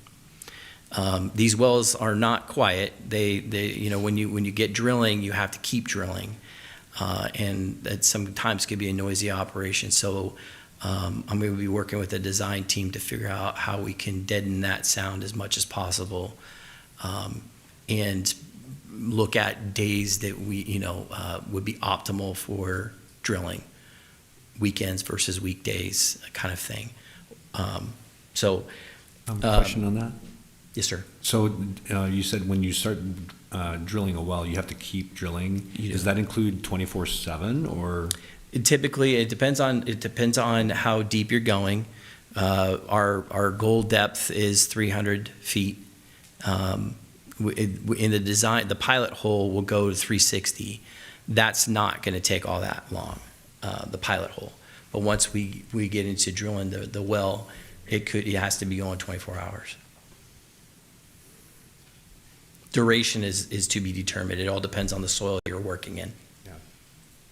We need to make sure we have a good communication plan with the community, because we definitely heard about it when the ag well was going in a few weeks ago. Yes. Yeah. We will most likely host like a town hall meeting, and Joe and I talked about making sure that we are communicating 365 degrees of like the community that will be affected, the section. So that's part of the contingency plan when we're communicating with our constituents. Yes. And I believe that that's in the proposal is public outreach, but it is definitely a focus. So the goal, again, is reliability, investing in our water infrastructure that's so vital. It's probably the most important aspect of my job, besides keeping the sewer flowing. It's a very important part. So the timeline that we're looking at is kicking off if council decides to approve the contract. We're going to be kicking off this month. And I want to be completed construction by August 2025. And the point of that is that's our highest use month. When we look back at history, it's at the beginning part of August that is our peak demand. So if for some reason one of 7 or 8 go down, that puts us on one well, and that is definitely not going to be enough to sustain our demand. So again, the goal is to get that up and running prior to August. That is a goal. That is not a contract requirement. I can't hold the design team nor a contractor to unforeseen circumstances that may come up. But trust when I say that is my highest priority, is to get that well in. And I know that through conversations with our project manager on the Wildan side, that's also his understanding, is that is a very important goal to be met. So phases, we'll do a site preparation, like I indicated, getting the pedestal relocated north, abandoning some of the equipment that's there, removing the generator that's at 5. That's not going to be something we can relocate at this point. That's our understanding. If we do end up being able to move that to the future well 10, it'll have to be rehabbed a little bit, the generator. It is a very good generator, but I don't think it meets California standards if we try to move it. So it might be just defunct at that some point, and we would have to surplus that piece of equipment. So the recommendation for the council this evening is to approve $35,000 reallocated from the Water Development Improvement Fund. Approve a reallocation of $400,000 within Fund 435, and approve the Will Dan Engineering Design and Demolition proposal. I'd be happy to answer any questions you may have. Okay. All right. Thank you, Joe. Yes. Do we see any problems with CEQA? Is it going to be fine? Since there's a well there already, we're not anticipating an issue. Okay. And then two, since it is in Dolores State Park, what impacts do we see? Are we going to have to shut that portion of the park obviously down? We'll likely put up construction fencing. I don't anticipate having to close the entire park, but that all depends on that noise dampening system.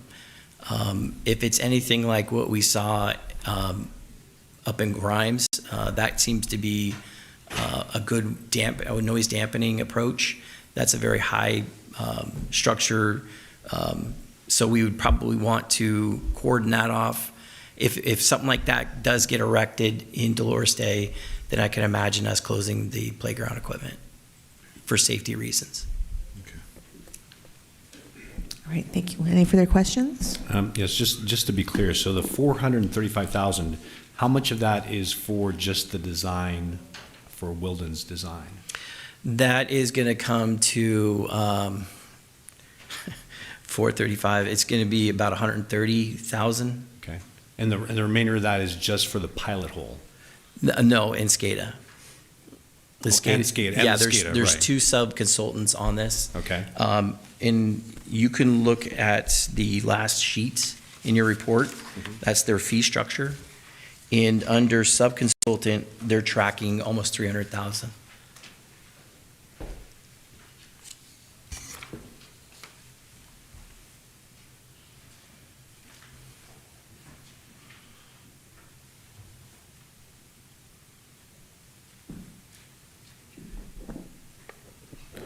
In the future, if this does get approved, will we be anticipating approval of funding to actually construct it, or do we already have that in place? No, once design plans are prepared, plans and specs, we'll come back to the city council for adoption of those plans and specs and authorization to bid the project. Because we're talking about a water asset that's a protected asset, we're currently working on ways that we can keep some of that plans and specs confidential. So that is part of the consideration, is that when we do come back for adoption of the plans and specs, that somehow we keep, maybe perhaps we make the plans and specs available in the upstairs conference room for you to review prior to an action. But we're working through that right now. Okay. All right. Any further questions, comments? No? Okay. Well, I just wanted to add that this is critical infrastructure that we're working on, and so it's nothing, like you said, besides sewer is so important as our water, and so glad that that you brought this forward here today, and just wanted the public to know that we need to make sure that we have safe water supply and a constant water supply in the city. So, thank you. All right. Okay. And with that, I will entertain a motion. I move that City Council approve a budget reallocation in the amount of $35,000 from Water Diff Fund 405 to Fund 453 for well number 10 development. Approve budget reallocation within Fund 453 Water CIP in the amount of $400,000 from. Do I have to read the entire?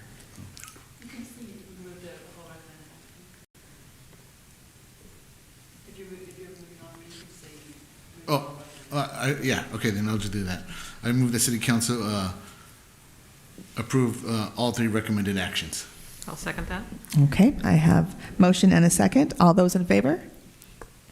Aye. Aye. Any opposed? Okay, motion carries. Thank you. All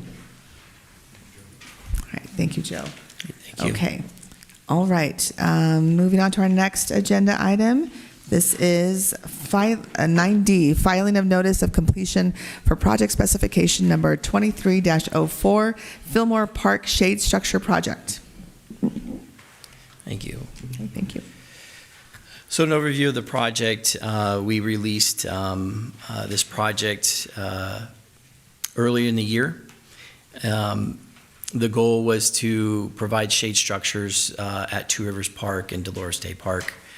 The project was put out for a competitive bid, and the city council awarded the contract to SoCal Shade Sales. The project was project spec 2304, and the completion, we deemed the project complete January 8th of this year. As indicated in the timeline, this is essentially the critical events surrounding this project. The work began in July. It was initially completed in September, but there were some items that were on the punch list that took them a while to correct. So that's why it was finally deemed complete earlier this year, after some of those items were corrected.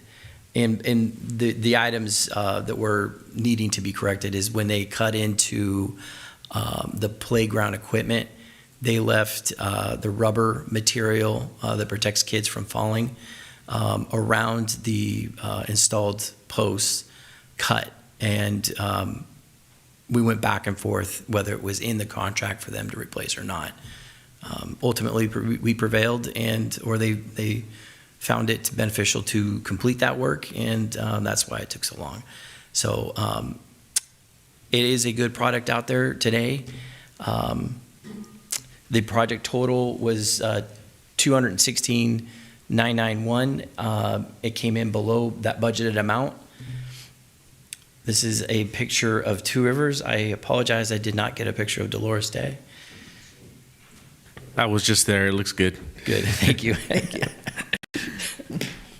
So this action does not require any additional budget, rather than your approval.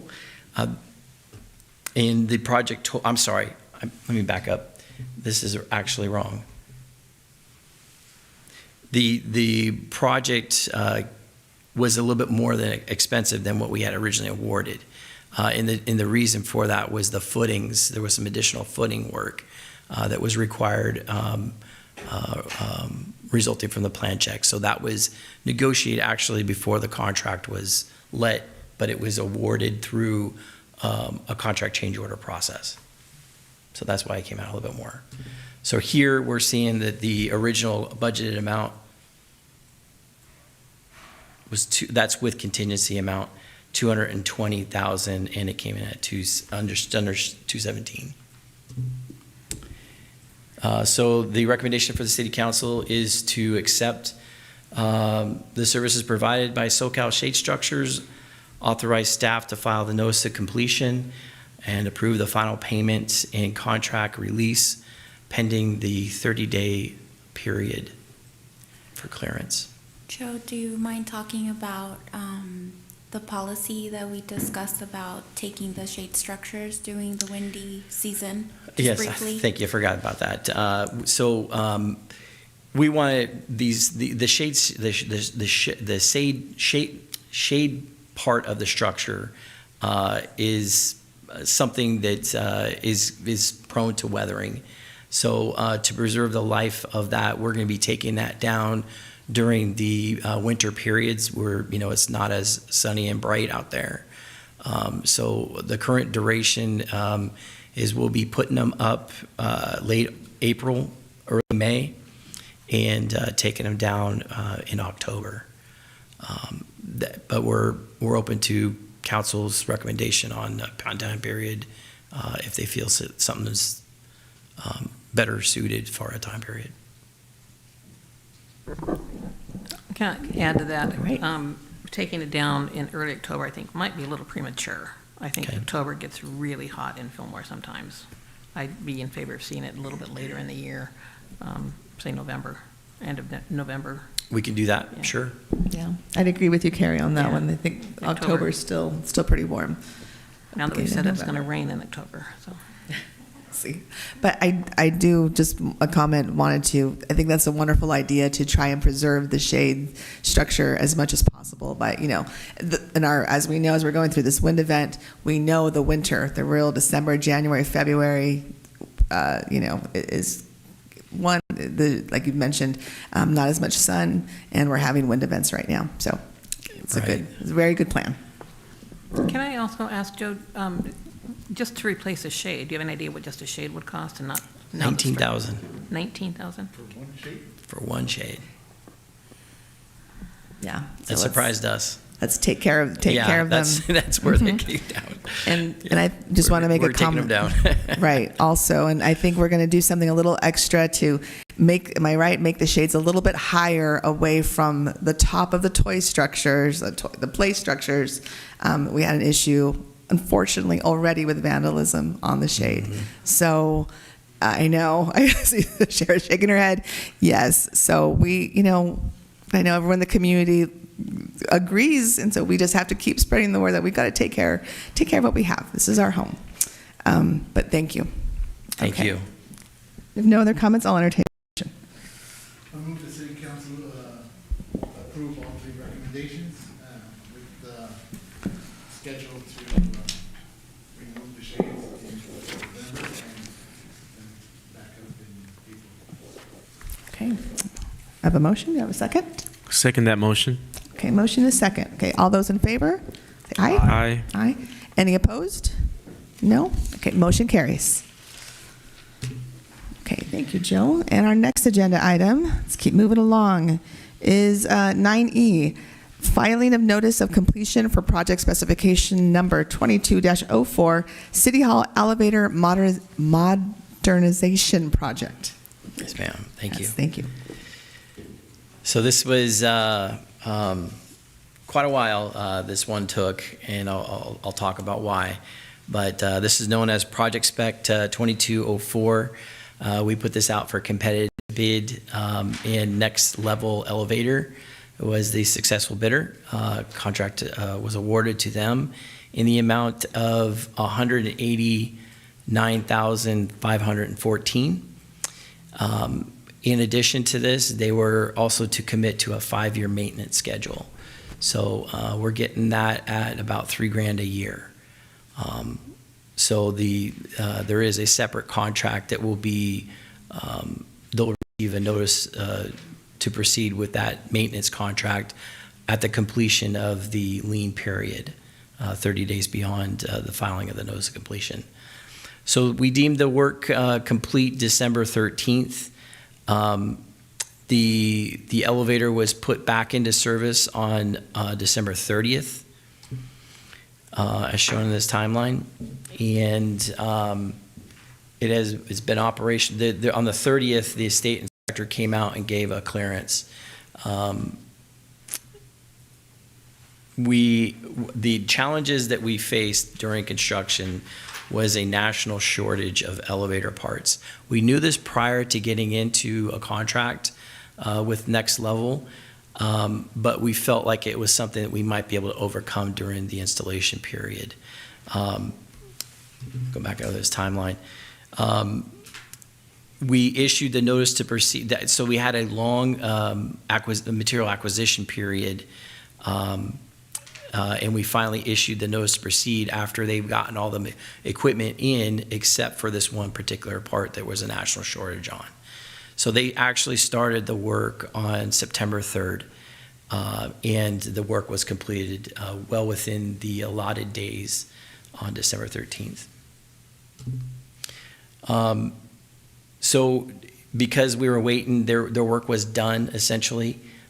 earlier than what the contract, working days had specified, we put a pause on their contract to allow the part that was on back ordered to arrive. So we stayed on top of this. We asked for documentation of ordering that part. They ordered it as we had required them back in July, and they didn't get the part until late November, early December. And they had 5 installation days beyond the receiving that part to complete the project, and they did that. This was a good contractor, very responsive to our questions during construction. They worked very quietly. They were in at 6 a.m., getting the noisy part of the work done before staff arrived, before we opened up shop to the public at 8 o'clock. So this was a very good contractor to work with. It came in at budget, and we're talking to them about returning about $2,000 that's equivalent for some of the work that wasn't needed. They felt like it wasn't needed. The consultant that we had helping us agreed, so we'll get a credit of $2,000. So this concludes the report with the recommendation for the City Council to accept the services provided by Next Level Elevator, authorize the filing of notice of completion, and approve a final payment upon clearance of the lien period. With that, I'd be happy to answer any questions. Okay, thank you. Yes, John. I don't know anything about elevators, but it seems to me that with such an expensive piece of equipment, we would do some kind of root cause analysis on what happened, so that we don't have that kind of a almost $200,000 repair bill again. Can you speak a little bit to what the staff is doing to try to prevent that kind of a major repair again? Yes. So I didn't know anything about elevators too before this project. I learned from this project a lot. This project was necessary because some of the age of the elevator and some of the parts being discontinued, specifically the controller. The controller that operates the elevator was discontinued, and even if we could find one in a defunct elevator, there's other parts that are going to go that needed some upgrade. So modernization of elevators is something that's pretty common. Every so often they need to get rehabbed, and it was an elevator that was aging and getting to that point where it needed to be modernized. So basically, it was a combination of the age of the elevator, lack of discontinued parts. Discontinued parts, mainly electronic parts, is what I'm assuming? Electronics, yeah. Okay, great. Okay, thank you. Yeah, and in the service provider, Kone, at that time, is the one that recommended that we rehab it or modernize it. They bid on the project, but they didn't win the contract. So it was somebody, not Next Level, that made that recommendation and ended up getting the project. It wasn't that situation. Okay, thank you. Any further questions? Just a comment, I remember hearing about this years ago, about the potential repair and why it couldn't be repaired. But I'm glad it's finally here. I could save some stair stepping. Yes. It's been good exercise in between, though. And I did use it, so it works good. Yeah. I test it out all the time. And I'd like to make one clarification. The completion date I did change to January 8th of this year because of the few punch list items that resulted from the state inspector's visit. So just updated that. Thank you. Joe, real quick. What is the strategy or the plan for maintenance and servicing it on a regular basis? So we have a very lengthy contract that, I had indicated earlier in this presentation that is going to go to Next Level for the next 5 years. $3,000 a year. We'll provide oil and lube, checking equipment, making sure everything is dialed in and working correctly. Any service calls that might come up, stuff like that. Okay. And does that include, because I just learned this because we have an elevator at work, does that cover inspection? Because there's a yearly inspection that has to be done through like the county. elevator, like gods or whatever. Yes. Yes. We pay a fee for that service that the state provides. Okay, no, great questions. And again, yes, it's been a long time in coming, so thank you very much. And also, just to make the public aware that we do have our elevator now, and it's an issue of accessibility in the community. So it's wonderful. Really glad that it's working, and now folks can go use the elevator if you don't want to walk, but also you can get some steps in going up the stairs. But if you Get need the to use steps the in. elevator, Get the steps in. We can all get use the steps in. Yeah. But for those who cannot, please, City Hall is open, and you can come visit the second floor. Okay, great, thank you. Oh, we didn't do a motion yet on this, right? Okay, so, all right. No further discussion. I'll entertain a motion. This agenda item. I'd like to accept the motion from all the recommendations to attach the notice of completion and get this all wrapped up. Okay, all right, that's a motion. I have a second. So moved. Or second, sorry. Okay, John. All right, all those in favor? Aye. Aye. Okay, any opposed? Okay, motion carries. Thank you. Thank you. Okay, next item, we're knocking these off. 9F, filing of notice of completion, another notice of completion, for the conversion of the tennis court to a combined tennis and 2 pickleball courts at the Fillmore Tennis and Swim Center, project specification number 24-04. Thank you. I should say this is my favorite time of a project when we do file these notice of completions. So, it's a very exciting time. So this one's regarding the tennis pickleball court project.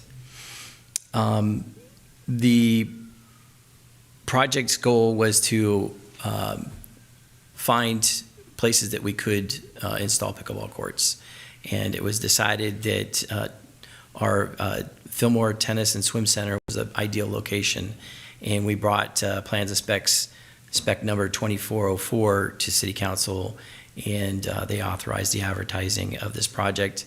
And it resulted in Horizons working through our Sourcewell provider. We awarded the contract, the City Council rather, awarded the contract to Horizons Construction. And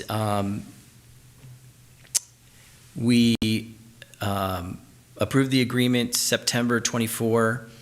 We issued a notice to proceed in December 5, and the first working day was on December 9th. And the project completion date is January 8th again, but this was a quick project, 10 days. And it was rocky in the beginning. We had to, our kickoff meeting didn't result in anything productive. And it was a big red flag. So we got in contact with our Sourcewell provider, and they got on the phone with Horizons and corrected a few things. Essentially, they wanted about $7,000 more to do a treatment that they should have known and should have included in their bid. So we ended the pre-construction meeting on that note, and with no promise to continue the project. And that's when Sourcewell stepped in.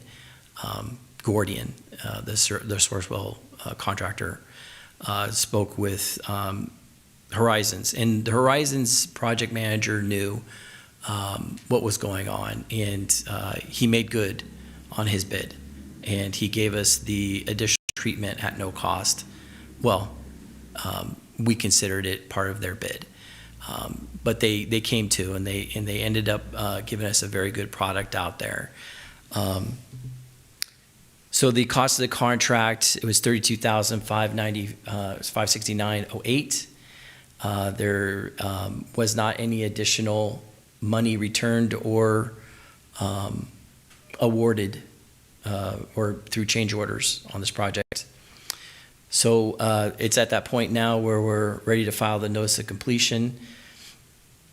We're recommending to City Council that you accept the services provided by Horizon Construction Company, file a notice of completion, and authorize the final payment after the lien period. Before that is recommended, there's a picture of our pickleball court. This is not fake. This is I know, it does look fake. I was like, this is not ours. It is. It is. Jose. Oh, he was here earlier. Jose Martinez on our Public Works crew. I saw an aerial shot as well. That's him. I wasn't even sure that was real. Yeah, I know, right? It looks fake. But that's what the layout looks like. And I got a note, again, it started off rocky. I went out there and the green was a yellow and the blue was, I think, red. And it was, So yellow and red? Yes, it was horrible. Wow. It was Thank horrible. you. Thank you. Making sure it's blue. Fillmore blue. Yeah, they said, well, this is what you ordered. And I was like, the hell it was.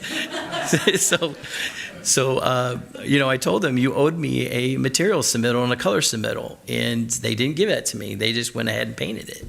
It was only 10 working days, but so they moved quickly. But yeah, they ended up changing it back. They, again, lost a little bit more money on this project than they anticipated, but they made good on it. So Horizons, made good on, for us on this project. So what you see in the middle is the tennis court, obviously, and then the upper court and the lower court are the pickleball courts. We decided early on to line these instead of making them a different color, the pickleball courts.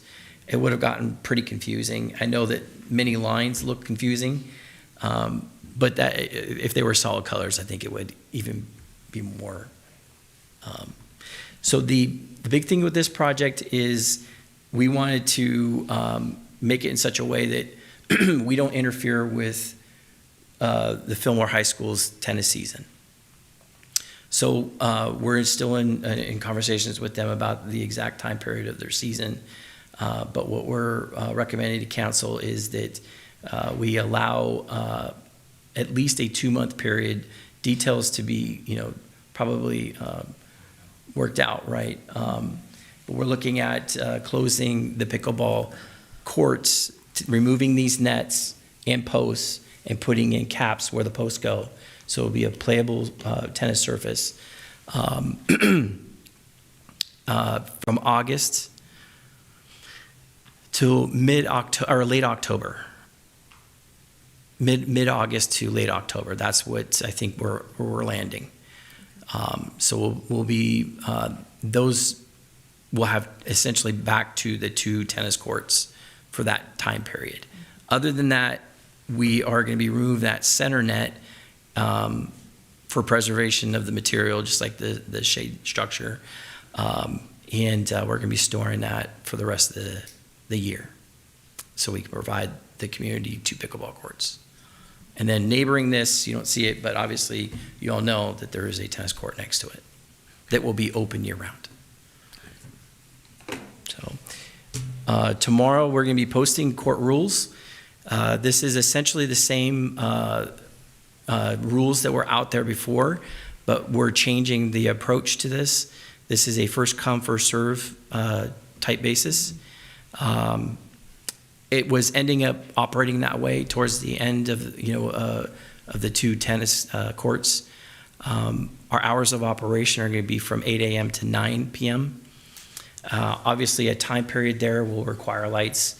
We're working with a vendor right now to make a push button to shut off. After I think what we're aiming is for 45 minutes. Every 45 minutes, they'll have to go push that button, and it'll re-energize for 45 minutes. So the goal is to have lights off no matter what scenario plays out by 10 p.m.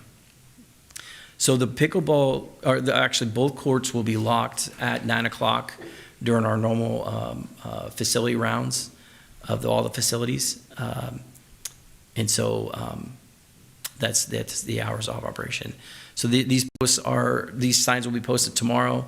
In addition, what's changed is we're now providing that sign in Spanish. That was not provided before. Great. And I didn't translate it. So I was safe. So that concludes this report. I'd, have an acknowledgement slide there, thanking the city council for providing this enhancement for Fillmore's recreational facilities. So thank you. And I received a lot of push from a constituent named Tracy. And she actually sent me an email today and said she'd heard there was going to be a ribbon cutting ceremony tomorrow. We're just opening it tomorrow. Okay. Okay. Thanks for that. And she's not the only one. And I just bought my first pickleball paddles about 2 weeks ago, so I'm ready. But I think it'll be well used. I think the community will get on board with the whole pickleball parade, and like the rest of the country. And we're going to be needing more pickleball courts. So, but thank you so much. And while I have your attention here, I just want to point out all of your PowerPoint presentations are put together so well. They're so easy to follow. And I love the 1, 2, 3s. I mean, everything is just, thanks for doing it the way that you're doing it. Good job. I got to thank my staff. I like the clip art too. It says kick off, and it has a little guy kicking a ball.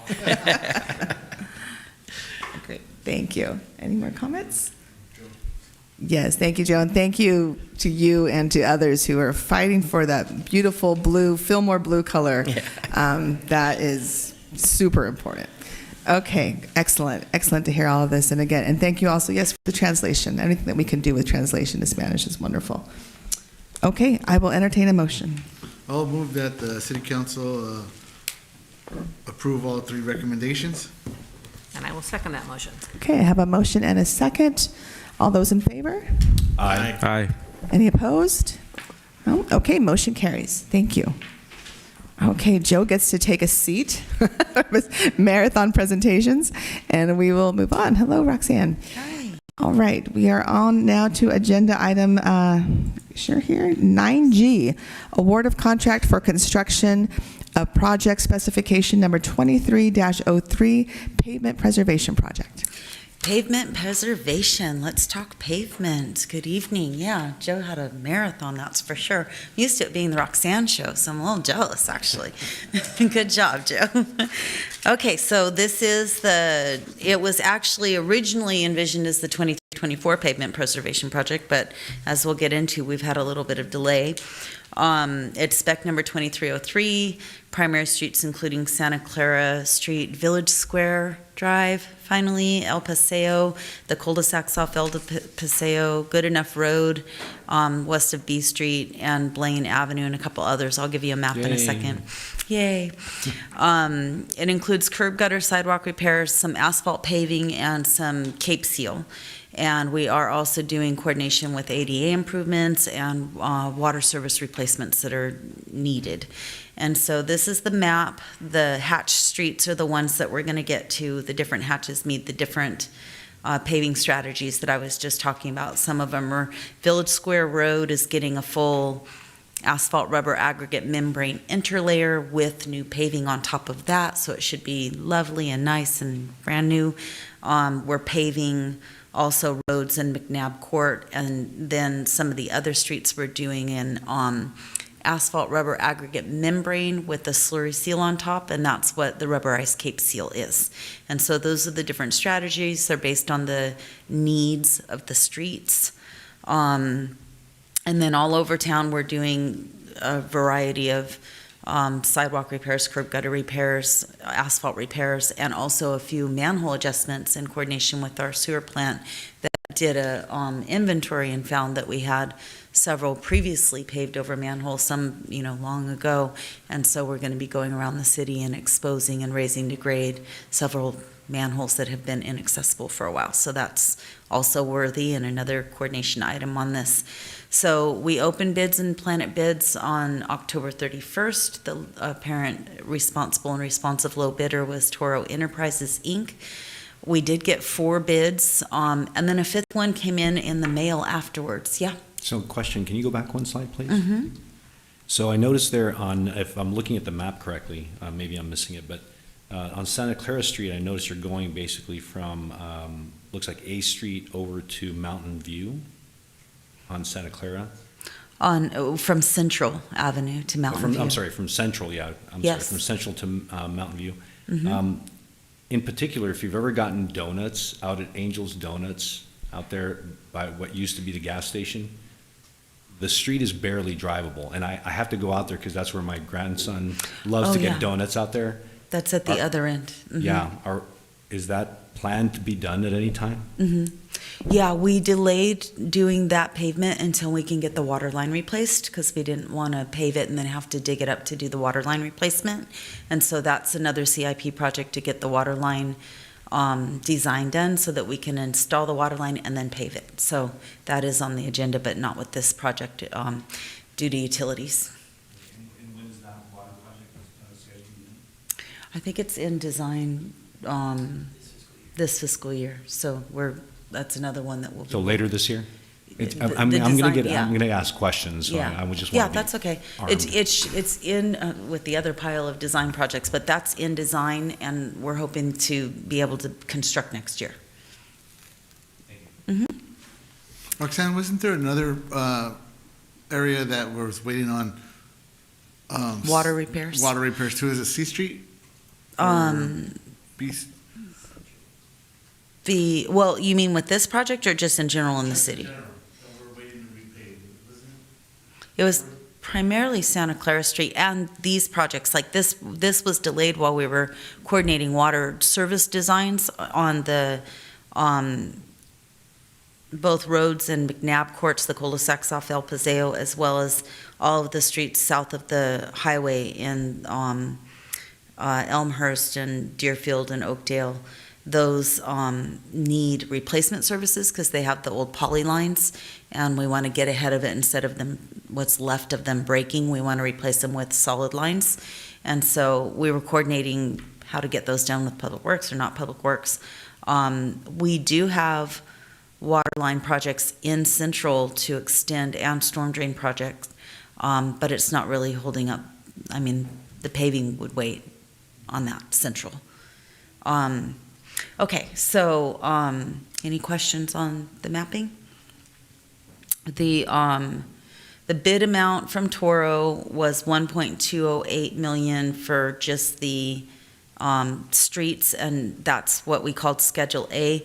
We had a separate Schedule B bid for the water line improvements, and they were extremely more than we thought they would be. The low bidder, Toro, the overall, because it's Schedule A plus B is the basis of bid award, and Toro's bid for water was $250,000, which was in the neighborhood. One of them was $331,000 just to do the 18 water services, and we were like, whoa, we can do it for a fraction of that cost. It's just resourcing, right? So we're not recommending that we award bid Schedule B. We're only recommending that we award the paving contract. And then the water department will get to the water replacements. And I've already spoken with Toro Enterprises about this award to coordinate schedule. And they indicated that the weather's too cold in February, March to get going right away. We've still got to do the award of contract, get the contract documents, have the pre-con, and then we do a notice to proceed, and they schedule based on plant availability and ambient temperatures being okay to do the paving.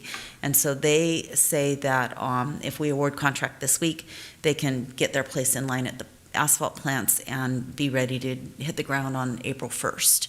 And so in talking, and that's mobilizing the concrete work, doing the dig outs, starting the utility adjustments. And so the actual paving would be this third week of April into May. And so that gives the water department time to complete all of the water replacement works themselves, and they've already properly resourced and scheduled. We have an agreement they'll be done by April 15th, right, Joe? With all the water lines, if not sooner. And then when the contractor mobilizes, they'll do all the asphalt rubber aggregate membrane on all the streets needing it, and then they'll overlay and Cape Seal, and then by the end of May, beginning of June, all the street work will be done this fiscal year. So that's the plan and the schedule, the financial impact, the total project cost for hard costs and soft costs, which is all the design, the project management, construction management, inspection, labor compliance services, plus the hard dollar cost of the construction, plus $96,000 for contingency. We're doing so many different things in this project that we want a contingency budget to be authorized to the city manager for use as needed without having to come back to council. Right now, we have a little over, what is the number? $2,176,989. Don't you like our preciseness? For neighborhood rehabilitation in the current fiscal year 24-25 budget. And the idea was to get this one done and then start the next one, which we're starting design on now.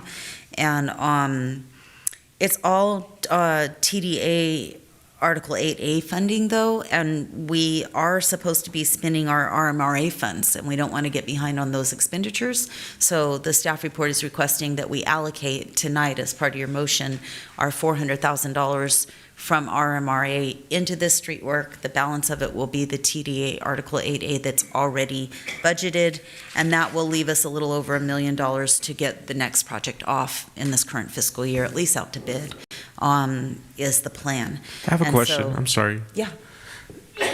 Sounds like you're coming from over there. That was weird. Surround sound. Are you a ventriloquist?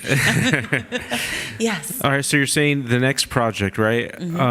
Now, is that project already something that is in the pipeline, or is that something that or those funds, does the project have to do with allocating those funds to specific streets and jobs, or are those already outlined for this fiscal year? We did already adopt a resolution that identified a street list. We were going to do a slurry project to do a bunch of the streets that aren't the worst streets in the city, but if we don't take care of those, they become the worst streets in the city. So we were going to do a big like $600,000 slurry contract, but we will look at whether or not we want to add some Cape Trail streets. We can always do more if the budget allows, but that $1 million is for design, construction management, inspection, and hard dollar costs. And so it was based on a $600,000 hard dollar cost for slurry sealing a bunch of streets south of the freeway that were paved 15 years ago or more and need some maintenance. And so that's the one that was, every May, we adopt a resolution saying how we're going to spend our RMRA funds, and we adopt a street list. It doesn't lock us into that street list, but that's what's in the pipeline right now. Thank you. And so here's the recommendations, that we do get Toro Contractors on board for their bid of $1.2 million. Authorize the city manager to approve the change orders and allocate that $400,000 over from our RMRA funds. So that's my report, and I'll answer any questions. Thank you, Roxanne. Okay. Have any further questions? I know we've been peppering her with some questions along the way. Go ahead. I have no more. No questions? Okay. Okay. All right. We're glad to see this. I know folks, especially some constituents at Village Square, have been asking for quite a while. So, It's time. excuse me, I do have a question. It sounded like when you said things will get going middle, end of April into May, simultaneously, is this going to be happening across these different streets, or are they? Yeah, so the contractor will mobilize April 1st is the plan. And their first order of business will be to do the concrete work, the broken sidewalks and gutters, and they got to get the concrete work done before they pave. That takes about a week. And then they roll into dig outs and utility prep, and then probably by the third week of April, they'll be laying down the asphalt rubber aggregate membrane, which means they'll be grinding and doing the first layer on Village Square, and they'll do all of the streets that need ARAMI probably in 1 to 2 days, and then they'll come back and they'll overlay the streets that need overlaying, and then they'll slurry seal the streets that need slurry sealing, and then we'll be done probably by mid-May, end of May at the latest. Okay. Yeah, Great. it's Thank exciting. you. Thank you. And thank you, too, for looking out for that water installation, super high cost, and really coordinating with our water department and making sure that happens, first. Yeah, I appreciate the coordination with the Public Works Department, and we thought if we can get it done for a reasonable price and not have to lean into our resources because there's so much going on, let's do it. But we got those prices and said, oh, never mind. All right, excellent. Okay, no more questions. With that, I will entertain a motion.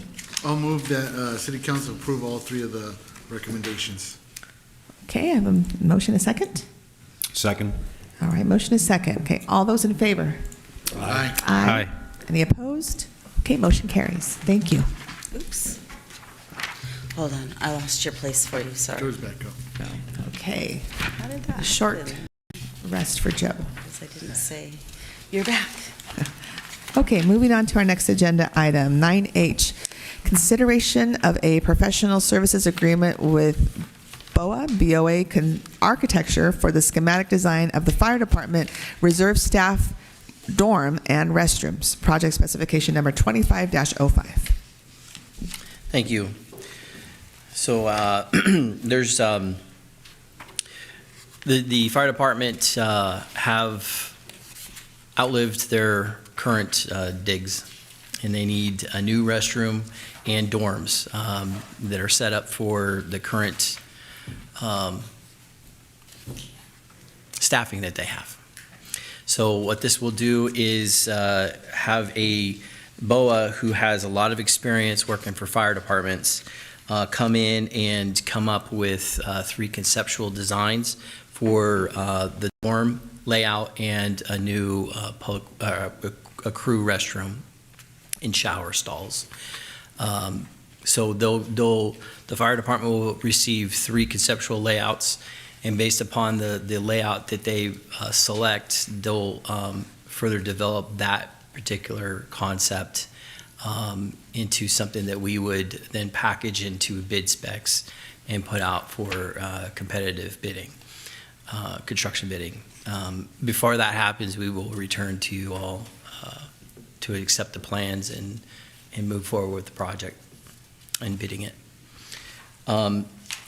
The work is set at a fixed fee of $8,400, and I'd be happy to answer any questions you may have.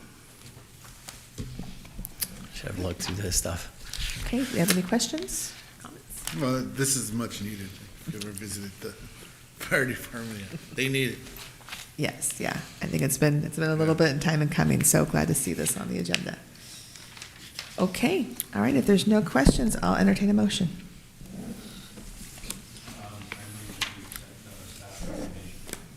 I move we accept staff's recommendation to approve the contract for, or the design proposal for the fire department dorms and restrooms. Okay. I'll second. All right, I have a first and a second. All those in favor? Aye. Aye. Any opposed? Okay, motion carries. Thank you. Thank you. Okay, and our next agenda item, last one under new business, 9I, this is our staff report to adopt a resolution to acknowledge receipt of the 2024 SB 1205 fire inspection report. And thank you, Chief. Thank you, Madam Mayor, council members, and city staff and the public. I'm here to present a staff report in support of adopting a resolution to acknowledge the inspection work that's required under SB 1205, which basically says that annually all fire departments in the state are obligated to inspect certain parcels, and those parcels include hotels, they include apartment buildings, they include schools, both public and private, and any other large style of buildings that have a large congregation of people. This Senate bill came about because of a devastating fire in 2016. Many of you remember the Ghost Ship fire. It was in Oakland. It was a converted, basically, warehouse that was used not according to what it was built for. And it was, I think, during a holiday theme party, a large amount of people that were present, and then a fire started. And due to exiting issues and design problems, there was, I believe, 36 fatalities in that fire. And one of the things that came out of it was the local fire department was aware of the situation at that time and failed to take action. So that's where this Senate bill came about in 2018. It was adopted. And basically, again, it's the fire department's authority to inspect these buildings and to have the administering agency, in this case, the city of Fillmore, receive our report of inspections. So for us here in the city, again, we don't have a large number of schools. All of our public schools were inspected. We have a couple private schools for the K through elementary age. Those were inspected. As we got into the inspection process, we did find a few more apartments, facilities that more than we anticipated, but they were easy to inspect. Everybody was very helpful and supportive during this process. We never encountered any issues as far as gaining access and or compliance. So we do have the totals here. I'll just go through them real quick since those numbers are small. We inspected all two of our private schools. We inspected all 8 of our public schools. Our only motel was inspected, and we inspected 12 apartment complexes within the city. The apartment complexes we inspected were greater than 4 units. Some of the duplexes we didn't get into because there's really no common areas. We did not inspect living quarters. We inspected exiting. We inspected common areas such as laundry and obviously any sprinkler type of fire prevention systems. Those were all part of the inspection process. So this report, there was no physical impact. Our on-duty crews did the inspections. It was in conjunction with meeting the goals of the city support for public safety. So there is a resolution. Madam Mayor, I don't know if you want to read the resolution or I can read it. Keith, I have a question. I'm sorry. Sure, John. Chief, I have a question. Excuse me, Councilmember Garnica. Yeah. So I actually asked this question of the interim city manager as well. I found it a little bit interesting that the legislation that came out didn't actually require the inspection of warehouses. Yeah. Given that the whole problem that we had was a warehouse that was being used not as a warehouse. So why didn't the law include warehouses that are maybe being used for something else? For example, like maybe a packing house that's being used as an incubator for businesses, just as an example. Well, that is a good example because we actually did have that example come up, and at the request of the landlord that had a dispute with a tenant where there was part of a packing house that was not up to fire codes, and we went through a process with that. We are, again, not to push the woe is me bell, but we are understaffed for a fire department, I know, as everybody knows, and our inspection program is behind. We're making strides slowly but surely in trying to include that. Public assemblies, though, which is a gathering of more than a handful of people, is our highest priority. Anywhere there's a gathering of people where something that could go wrong could cost many lives or many injuries. Thus, primarily the schools, obviously all the gymnasiums, the areas where there is a high concentration of students and or the public. Those are our main focus, and we do get through those through the city and the other public assemblies that are within the city. We do visit those and pay attention to those.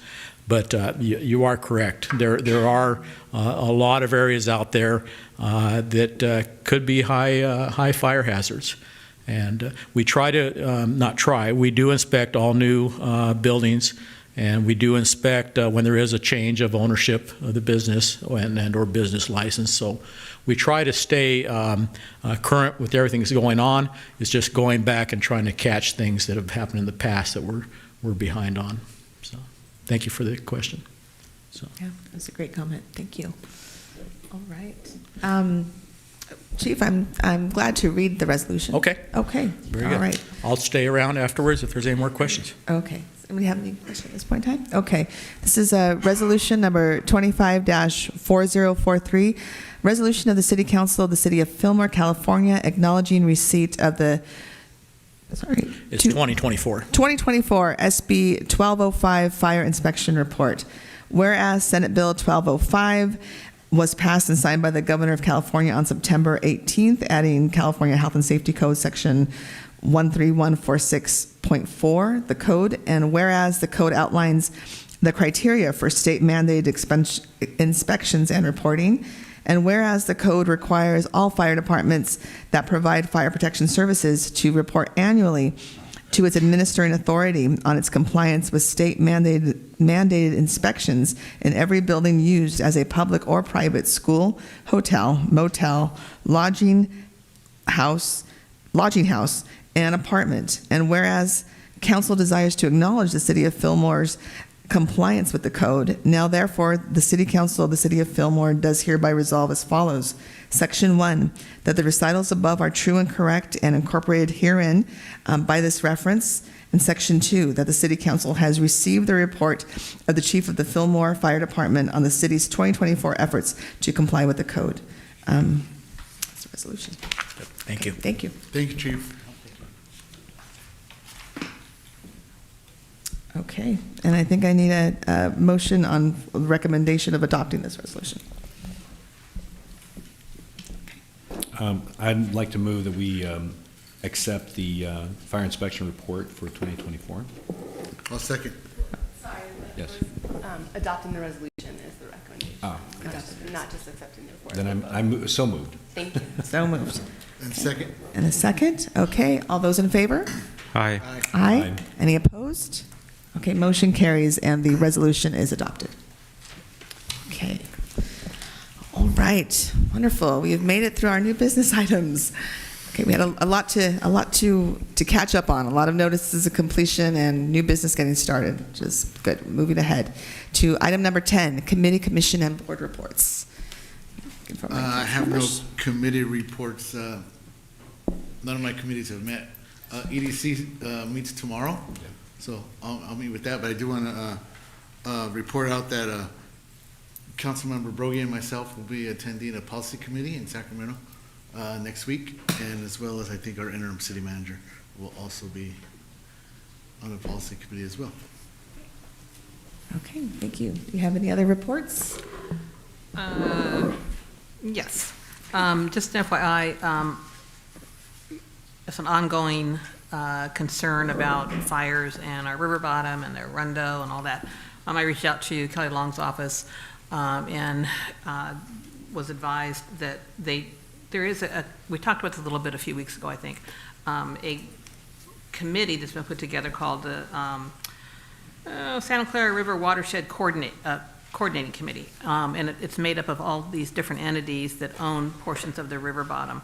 So they are having ongoing meetings, and I have been invited to attend, so I'm going to attend. The first one I think is in February, and I'll report back on that. But the problem that I see with regard to our river bottom, and I think people have heard this before, is there's so many different agencies and private parties that have ownership of the river that it causes, great difficulty in trying to get some things accomplished, like removal of the Rundo. But in light of what's been happening the last few weeks, I think I just wanted to get more information and, I don't know, throw my 2 cents in the ring on that one. And then, what was the other issue? What else did I do? There has been meetings, 2 Zoom meetings last week on, can you help us out?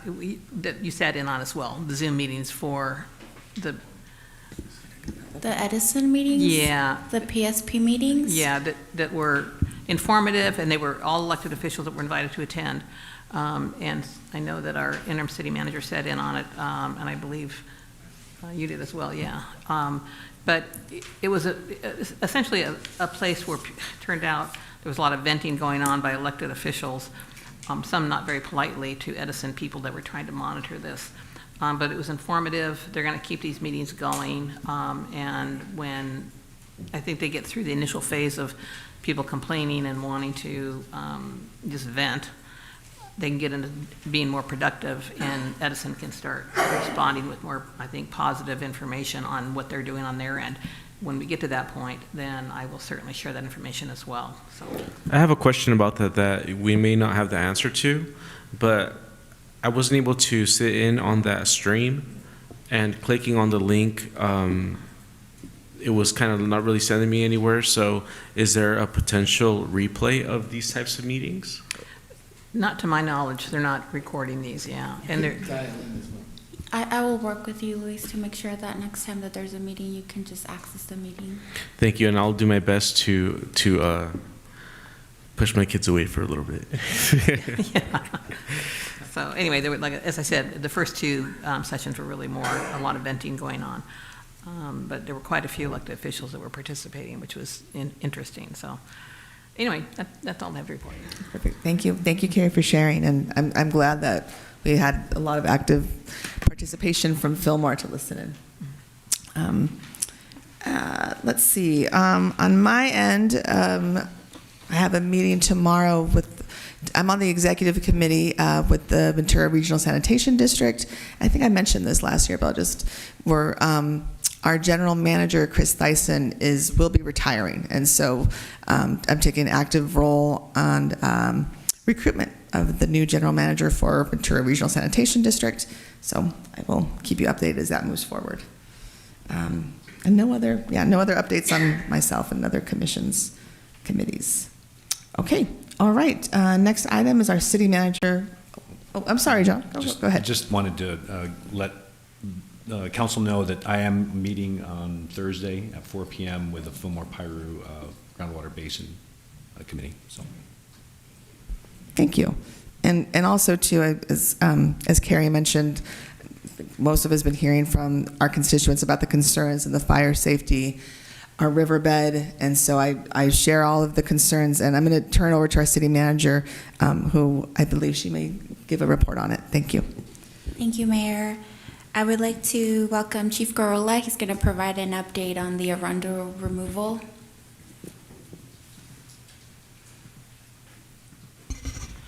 I know it's been a long night, but I think the information is valuable to share. Councilmember Brogy, you mentioned about the joint task force looking into the Arundel problem. I served on a task force very similar when I was employed with Ventura County Fire, and it's pretty much a multi-year project. Matter of fact, a 100-year project is the way we described it. You have to start at the headwaters of any type of creek and work your way downstream, because if you start in Fillmore and not have anything done above it, Castaic, Piru, the next flood will bring down more Arundel, which roots very easily, and it can grow up to 12 inches a month easily. So you got 12-foot bamboo back in a year after you spend thousands of dollars trying to eradicate it. Not only that, there's in the Santa Clara River, there's a lot of endangered species of primarily birds, but other amphibians and other animals. So there's a lot of environmental concerns in working in the river bottom. I do want to talk about what we have on the books. We've talked about it for about a year and a half now. We identified an issue, obviously, a while back with the Arundel and the fires, primarily in the Santa Clara River. Working with Ventura County Fire and the Ventura Regional Fire Safe Council, we identified a project to remove Arundel above the high water mark of the Santa Clara River. The restrictions are a lot less. You don't have to worry about the Rundle rerouting from any downstream deposits of additional Arundel stocks or any type of plant material. So working with County Fire and the Fire Safe Council, we put together a project last year. This past year, we saw all the process go through to get the project approved. We had the environmental folks coming out looking at the flora and fauna, the animals, the birds, and actually there was identified as a kind of a rare bumblebee that burrows in the ground. So it's, but all those concerns can be mitigated just by the timing. And then we also had archaeologists go through, make sure we weren't disturbing any sites that needed to be protected. And then we had, again, the parameters identified to stay within the boundaries of legislation where we needed to stay within the confines of this, basically a federal money going down to CAL FIRE to be administered by CAL FIRE, with Ventura County Fire and the Fire Safe Council being the leads. We're a sub-recipient of the grant, which means that we get the benefit of having the work done without having to throw out any money. The project surrounding Fillmore does include the hillsides above us, where obviously any wind-driven fire from the north or from the east would impact us. But it also includes the bike path along Sespe Creek. We talked about the bike path earlier and some of the concerns there. We're going to remove the brush around the bike path so that we don't have to worry about burning up all of our fencing rails. It includes area around the sewer plant, the new sewer plant, extending to the old sewer plant along Burlington, taking care of brush and Arundel that's above the high water mark. And from my perspective, probably our biggest concern to the city is the county area, which is in the Gasaway area, also known and referred to as Sunken City. That is probably the biggest hazard to the city that I see. But County Fire acknowledges that, and that's part of the project also. At this time, there's no part of the project that goes into the new Heritage Valley. We still have some pretty good clearance there. Talking about that area, and also though, if you've ever been out by the between the homes there, Heritage Valley, and the fish hatchery, you'll see a lot of improvement there. Not all, most of the Rundle's been removed. The palm trees are being taken away. And State Fish and Game is restoring that to its natural habitat, which includes fire-resistant plants that are native to that area. So, hopefully for us down the road, at some point in time, the Santa Clara River that borders Fillmore will be restored to its natural habitat, and all the Arundel and the fire hazard will be eliminated, but it takes time. So, good. Thank you. Thank you. Thank you, Chief. Trying to, actually, I think I might have a question formulated in my head. And I guess it's just sort of a clarification for folks to know that we're working on this, but again, it is not a city project. It is not, the funding has not come to the city or the fire department to remove the Arundel. We are, we're sort of like a sub-grantee of the Fire Safe Council, Ventura County Fire. I guess, Chief, the question is, especially given the auto fire, burning all that Arundel over there by the auto mall, what kind of steps, if any, can the city of Fillmore and the council take to, I know you continue to work very closely and respectively with the Fire Safe Council and Ventura Fire, but where is that push to expedite? Is it there? How can we make that, given in light of what's taken place this last week? Right. Is there something there that we can do? So I think that obviously the fire in Ventura last night, yesterday, kind of highlighted to the public, not just the county of Ventura, but outside the county, the real threat of the Arundel and the problems that, that all the cities face. Whether it's, us, Santa Paula, Ventura, everybody, and including up the Ojai Valley, the Ventura River, and also in a lot of the Conejo Valley, there's a lot of Arundel that's impacted those cities. So it highlights the dangers of it. It's going to take a regional approach.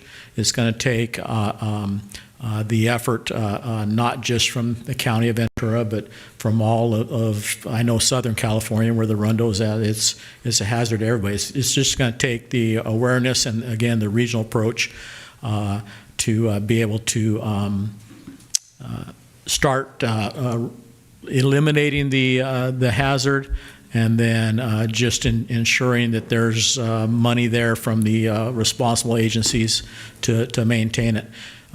Again, you look at the work that the State Fish and Game has done at the fish hatchery, that's amazing. And they have the resources. They have the resources to remove it, but they also have the resources to maintain it. And that is obviously a big, important issue. There's some things that can be done in the short term. Every time the winds are blowing, the sheriff goes out and they patrol. They make contacts with everybody. They try to eliminate the ignition sources, and that's, at this point in time, that's what we try to do. We eliminate the ignition sources. Ventura, Oxnard area, they have a lot more area to cover and may not be able to make all the contacts that we're able to. So having a good relationship with those who reside down there or are staying temporarily down there, I think that's a key point. And I think we have a good relationship. I know our sheriff has their liaison that's always down there, and when fire is down there, we make our contacts with individuals also. So I think for the short term, as long as we keep that going, it'll eliminate the chances of, or lower the chances of ignition starting. All right, thank you. Appreciate that. Thank you, Okay, Mayor. thank you. Next, I'd like to welcome Captain Malagum. He's going to be providing a quick update on the new daylighting law, or also known as AB 413. Thank you. Good evening, Mayor, City Council, staff, and community members. So, real briefly on Assembly Bill 413, like Erica mentioned, also known as California Daylighting Law. So that section, that bill that came into effect this year amends Section 22500 of the California Vehicle Code by adding a new section which prohibits stopping, standing, parking, or parking a vehicle within 20 feet of any marked or unmarked crosswalk, or within 15 feet of any crosswalk with a curve extension. These restrictions apply to the approach side of the crosswalk and not the departure side. So that's kind of an important point I want to hit on. So the approach side being as you're approaching the intersection, the approach side curve would be the far right side closest to the passenger side, right? So if you can imagine you're going to an intersection, if there's a car parked too close to the crosswalk, it'll prohibit the driver from seeing that person crossing. That's really what it was intended for, and not the departure side. So we've gotten a few questions on that. It doesn't include the curb to your immediate left if you're approaching the curb or the crosswalk. Is it only marked crosswalks? It's marked or unmarked. So essentially any intersection that you can think of, this will apply, yeah. So that law actually took effect on January 1st of 2024. However, law enforcement was given the opportunity to use 2024 as a warning year, if you will, to kind of alert people and make them aware of the law. I'll be honest with you, this thing kind of crept up on us, and early, I think December is when we started talking about it. Same thing with all the neighboring cities and other jurisdictions. So the law is actually effective now as of January 1st, 2025. So if you're parking in those designated areas or restricted areas, you can get a ticket, right? So in talking with the city manager, our approach here in the short term is going to be to continue to educate our community members and not necessarily cite right away. We did what our bigger agencies are doing, like Thousand Oaks and Camarillo. They actually developed a little bright yellow parking warning type card. So what our cadets are doing, and our deputies have access to them too, is if they see a violation of that, they'll put that on their window, serve that as, make that like their advisement, if you will, and then obviously cite if we get, blatant disregard for, especially when you're talking about intersections that are really close to schools or really high trafficked areas. So we'll definitely focus on that. I think that's it, unless you guys have any questions. Also, too, everything I covered, so I didn't bring no visual aids, but everything I covered and talked about is currently on the city's website. If the community members could go to the community drop-down, you'll find it there. We've also advertised it on all our social media outlets, including our bigger agencies and department-wide, as well as the city here in Fillmore. So, and again, anybody that's got questions, they can come to the station and we can give them some more information or answer any questions they might have. I do have a comment. Yeah.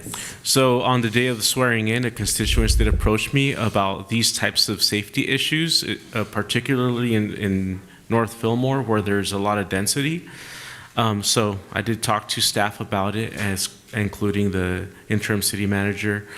They did inform me about this. I did see the social media, so that was great. I shared it. I hope as many people saw it as I would hope. And I also appreciate the effort in continuing the education, because it's gonna, like you said, it crept up on you guys. It's gonna creep up on the citizens as well. So I really appreciate the effort, because it's not gonna be, just from one day to the next, here's a ticket you might not be able to afford, and not everybody has social media or have the awareness to go on the website and find things, even though it's there for them.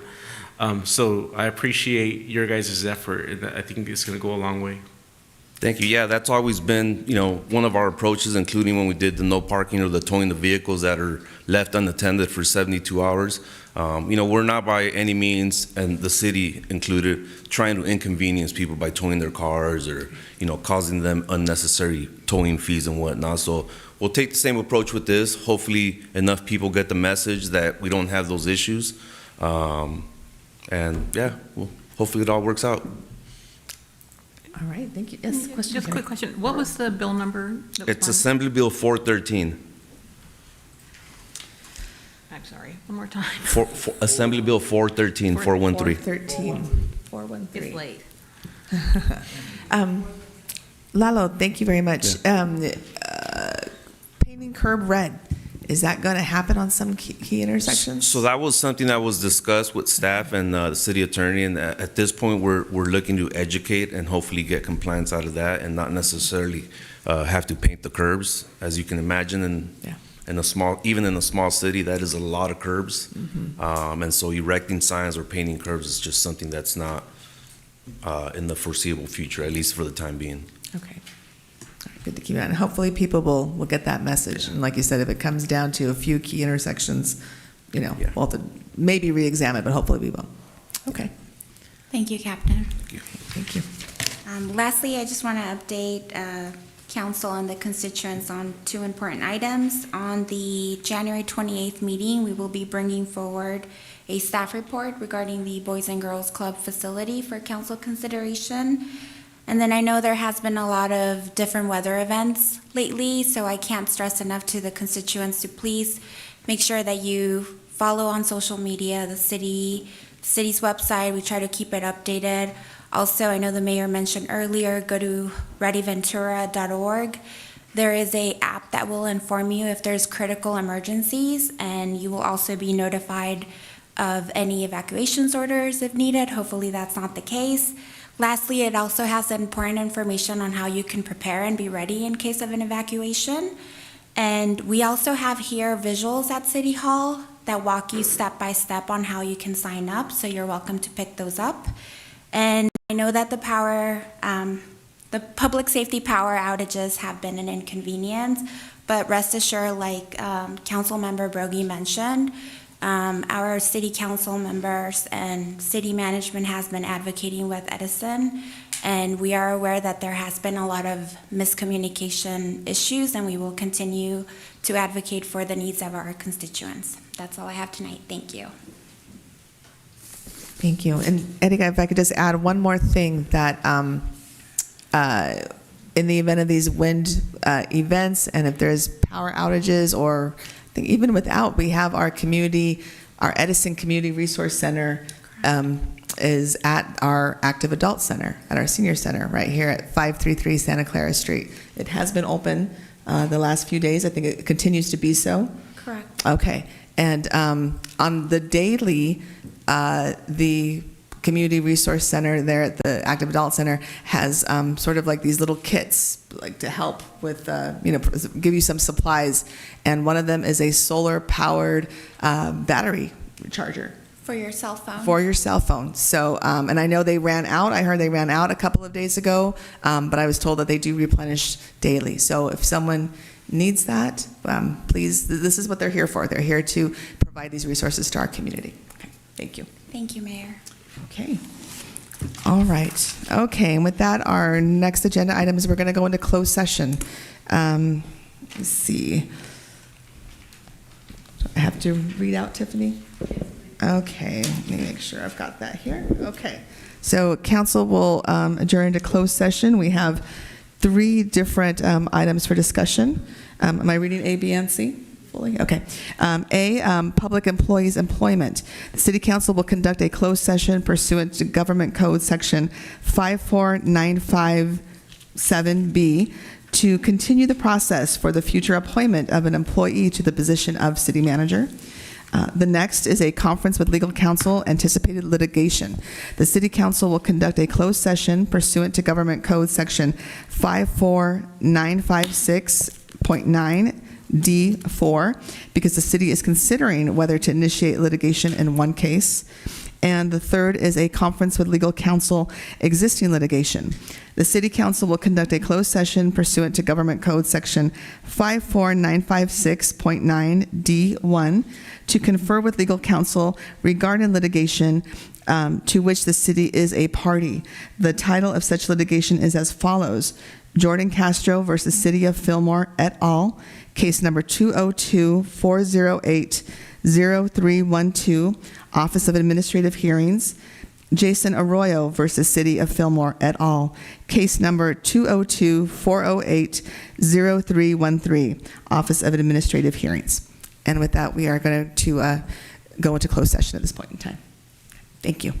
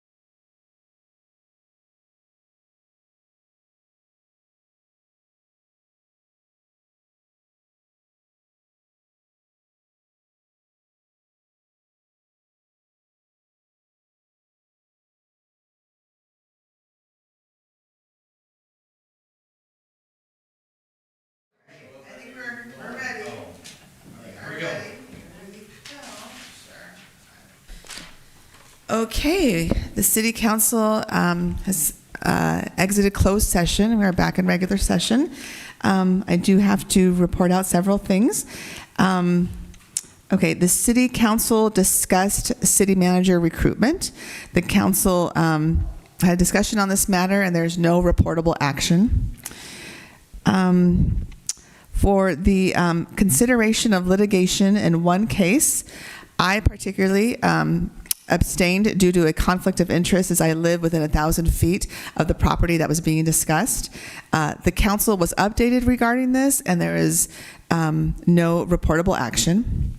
And in two matters of existing litigation, both matters, the council was provided an update, and there's no reportable action. And we are now going to adjourn to our next regularly scheduled meeting at 6:30 on Tuesday, January 28th. Thank you very much. Okay, good night.